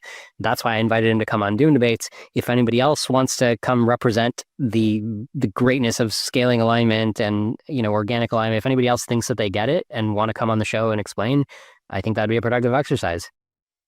Yeah, and they may also just need some more time too, right? I mean, they just started, and I think part of any of this kind of work is going to be selling the work, right? You've got to, not in a literal sense necessarily, but in a sense that like there are going to be people developing frontier systems who are going to be also developing, their own defense in depth patchwork, and it is going to be on you to communicate your novel ideas and get them to see that it's worthwhile in order to adopt, or it isn't going to have much effect. So I do think that there's an onus on people who, believe that they have a contribution to the overall AI safety big picture, to like come out and make the case. But I would also, say maybe they're just not quite ready yet. And that also is totally fine. Like, they do, in the meantime, they do still have to like build a team and, maybe raise some fund. I mean, I guess he probably has enough funds to just self-fund it, but, there is there's a ramp up process, certainly, that they're going to have to go through, and a development process, and they might just not be ready yet for the sort of public facing, true sales process.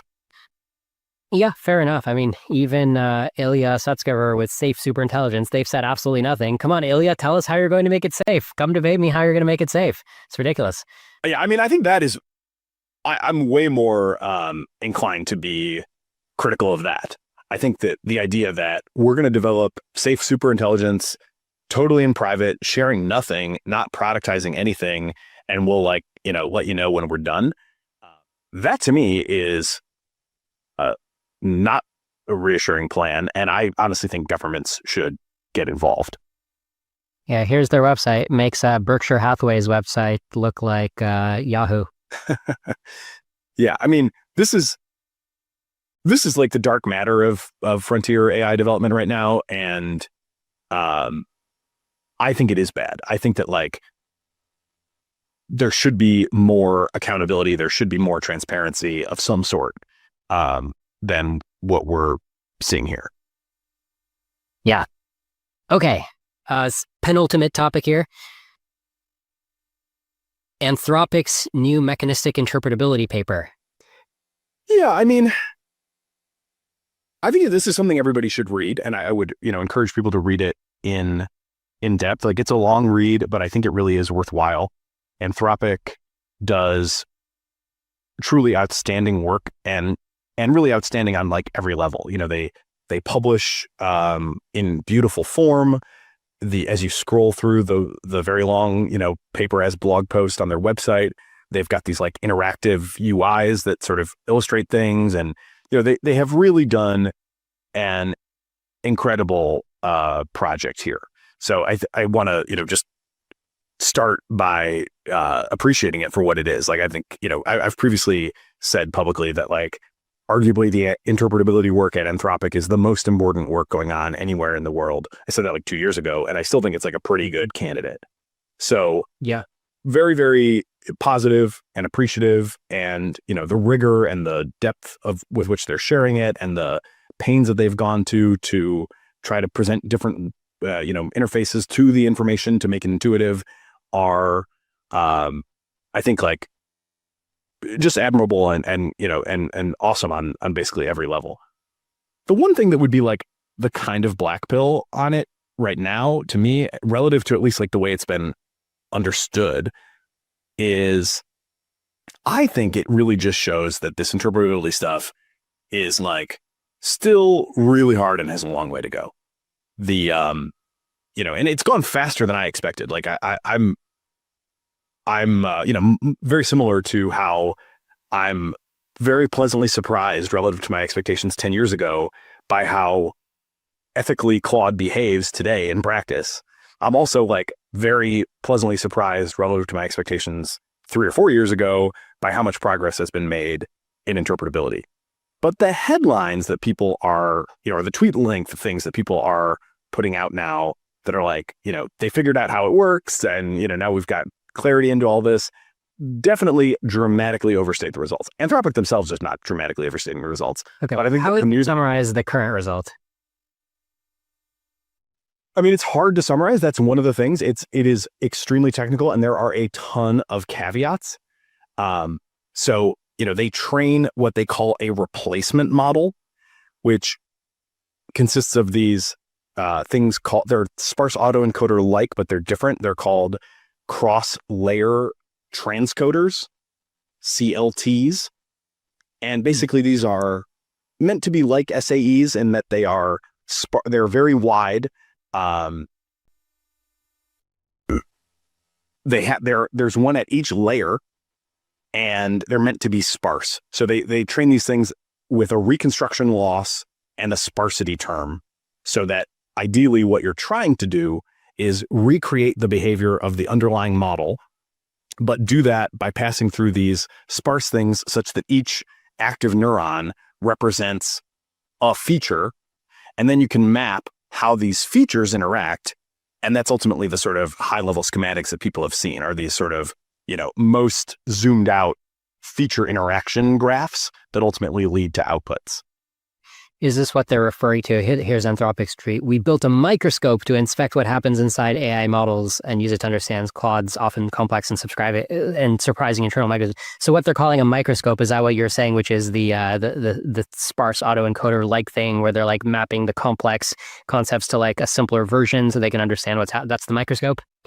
Well, there's more to it than that. I mean, it's a quite complicated setup.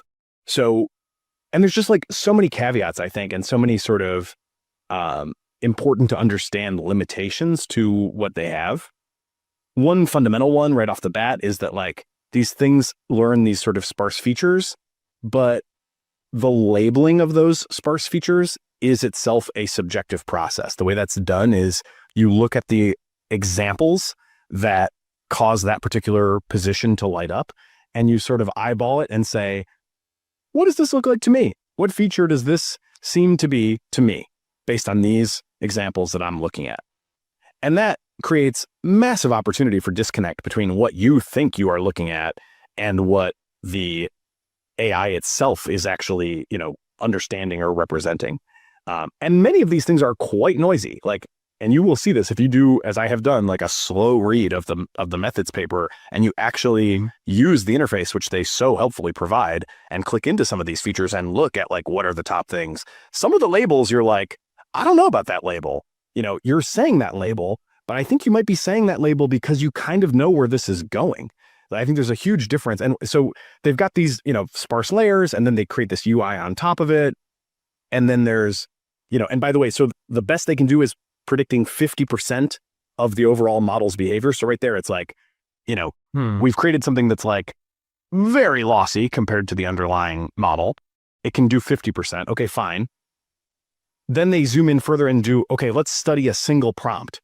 They do a single prompt, and then they add all these error terms because the thing isn't actually capturing all the computation, but they want to get closer to the computation.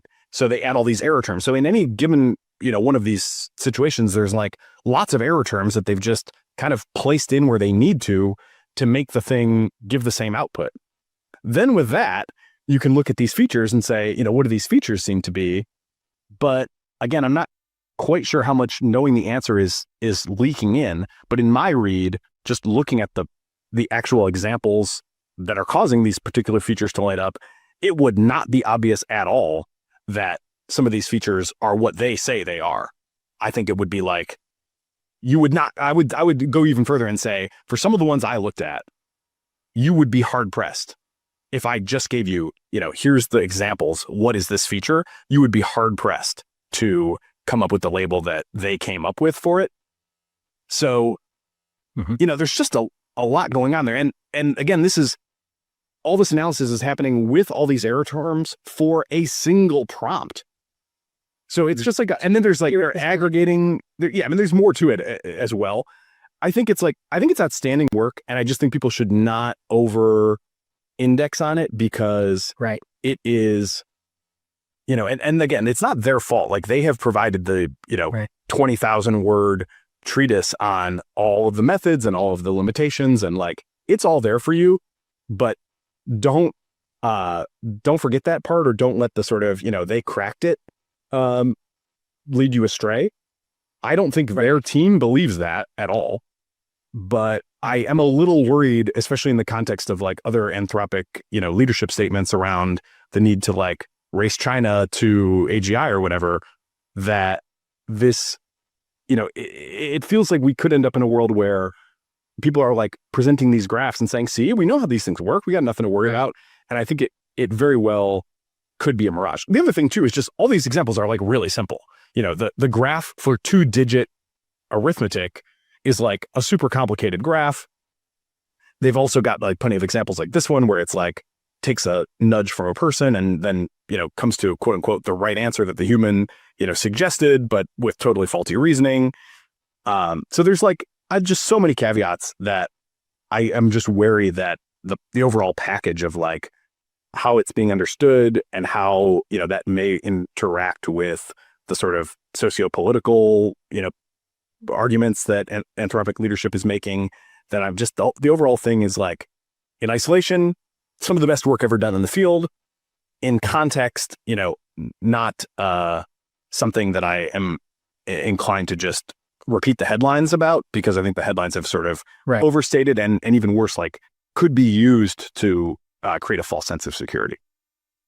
Yeah, so my takeaway is like, to make a little bit of an analogy, it's like they have this microscope and like, yes, it is progress. It's like a new view. We've never been able to see this particular view before, but it's kind of like an optical microscope versus an electron microscope, where like the optical microscope is useful, but if you're trying to look inside of a cell and understand the processes inside of a cell, just, you know, analogously, you really need that electron microscope, because the wavelength of light isn't going to help you that much when you're trying to look at all the details. So they have this fundamentally blurry microscope. And then the obvious question is like, well, can you ever have a non-blurry microscope, especially when the AI is like potentially scheming against you or like solving your challenges in a way you don't understand? Is your microscope going to be good enough to peer inside and be like, aha, I found cheating? Like there's no black box output that indicates you're cheating, but I could look with my good enough microscope that you are plotting, right? That's kind of like the holy grail of mechanistic interpretability. But there's just no sign right now that we're going to get that good of a microscope.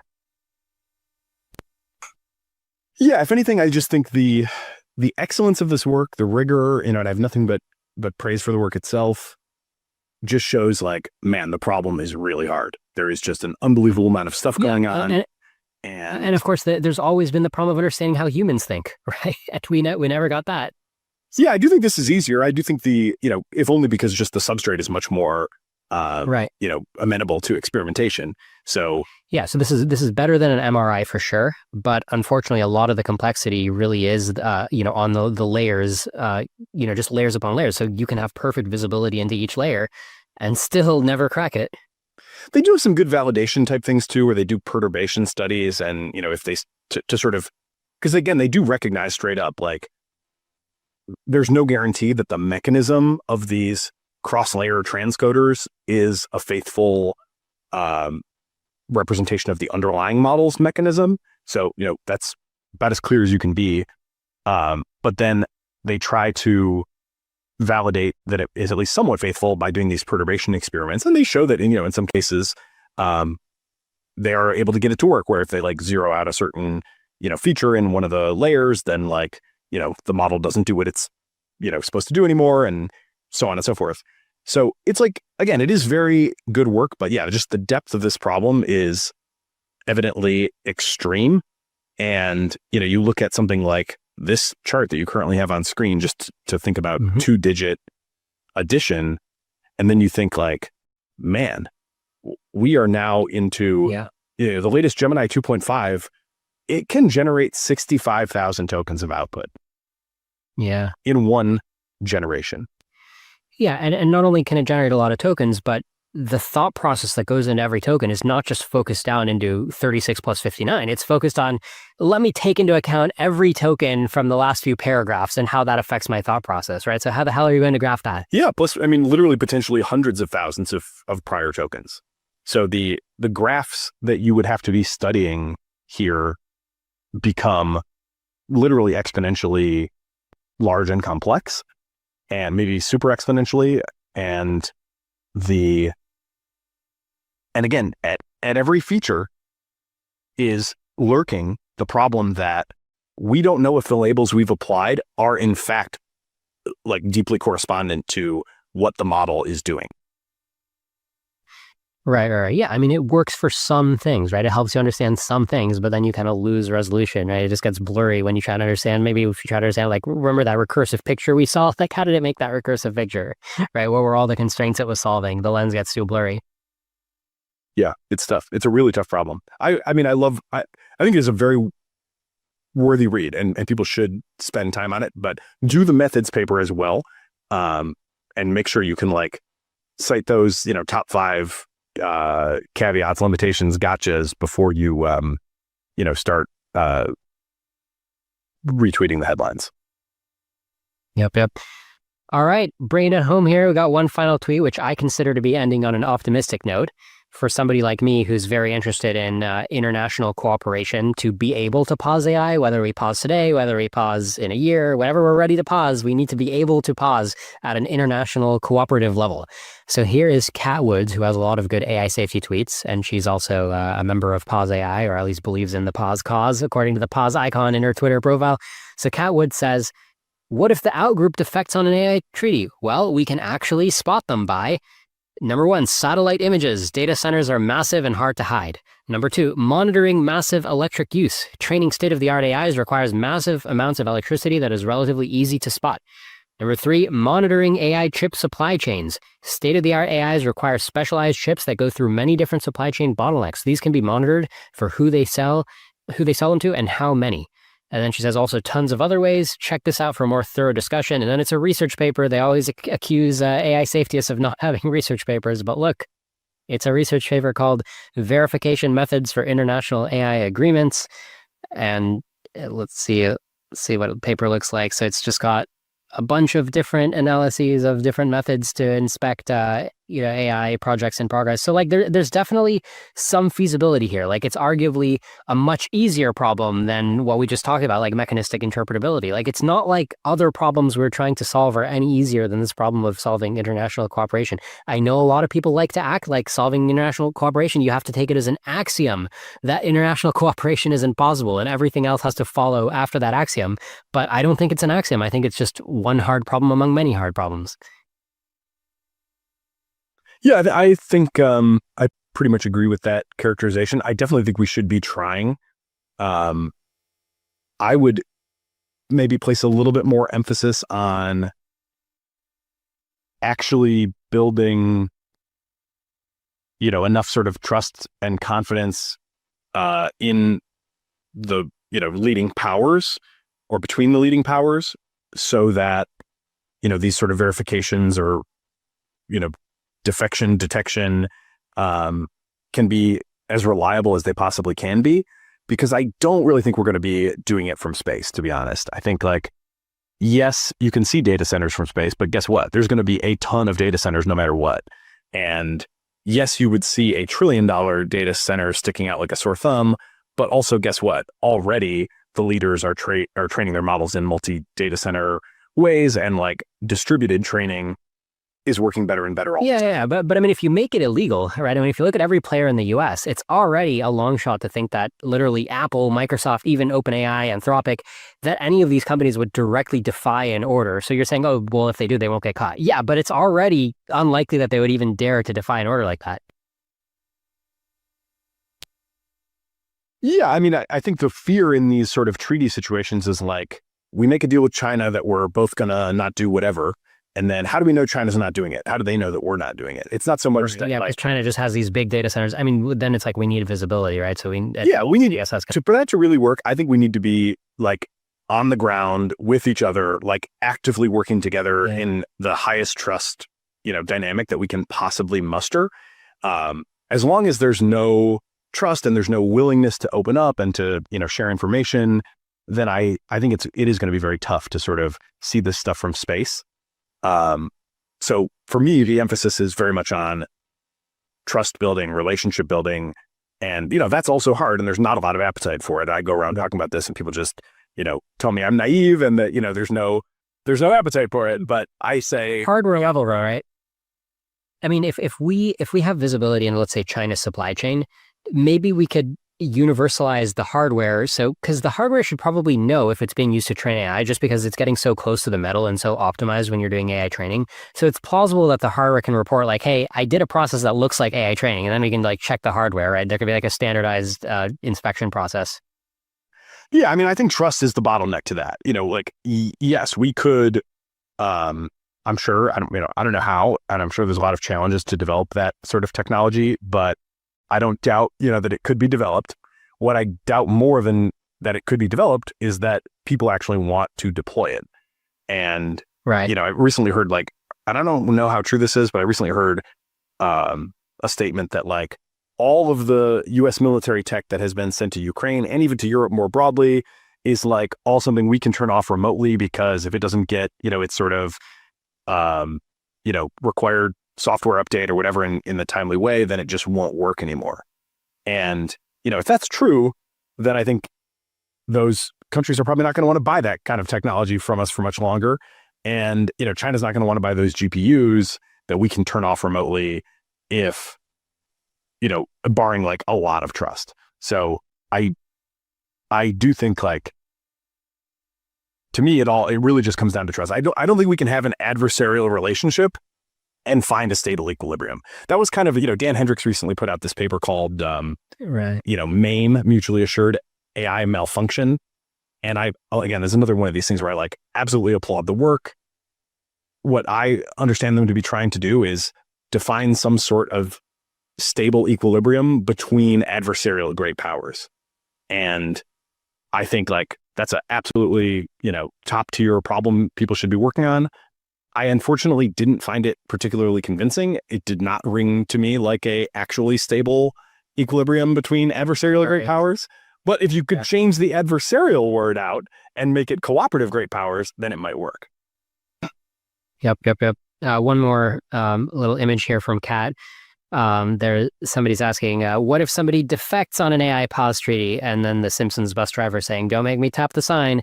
And the sign says, this is true for all treaties. Treaties don't have to be 100% effective to be helpful, which I do agree with. It's obviously this is something that one defector could cause a lot of damage, but even if the treaty is letting us catch them, maybe we don't have to perfectly catch them immediately. Maybe we just have a high probability of catching a defector a little bit later. I mean, nobody's shooting for 100% perfection.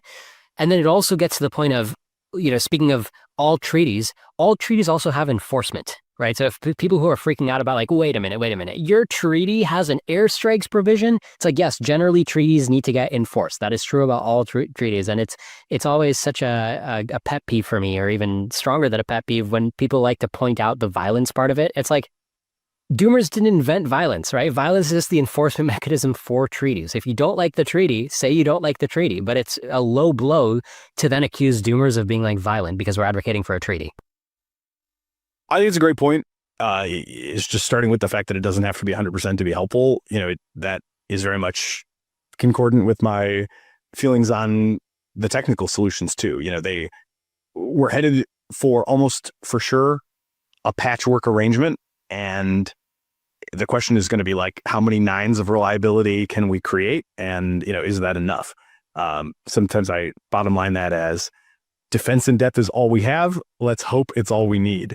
So every layer that we can add, as long as it doesn't, I am, again, very enthusiastic about the upside too. So I'm mindful of not wanting to prevent me from getting my AI doctor or my self-driving car, but subject to not, preventing me from realizing mundane day-to-day utility of AI, then I'm very enthusiastic about things that, bring the P-doom down. And, my guess is we're going to need a lot of bites out of that apple to get to a place where we can sleep well at night long-term.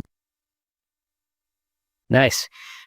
All right. Sounds good. Is there anything else on your mind that you feel like we have to get to in terms of news roundup, or is this a good place to call it? There will always be more, but I think that's all we can. True. We do have more. Yeah. That's all we can manage for today. So thanks for doing this. Yeah. Thanks so much for coming on. So viewers, we need your feedback here, because Nate and I had fun doing this episode.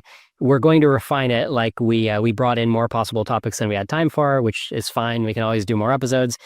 We'd love to hear your guys' feedback in terms of should we do more of these episodes? Think about the opportunity cost. Is this better than the usual kinds of episodes we put out, so that we should work this into our schedule? Or should we just stick to what else is working and let other people do the news? Please tell us, write a comment saying hey, this episode was worthwhile or not so worthwhile, and it would be cool if you do this differently. We would really appreciate your comments. All right, so everybody check out Nate's podcast, The Cognitive Revolution. You can just search any podcast player or go to YouTube. Nate, great seeing you, man. Thanks. Likewise. Thank you.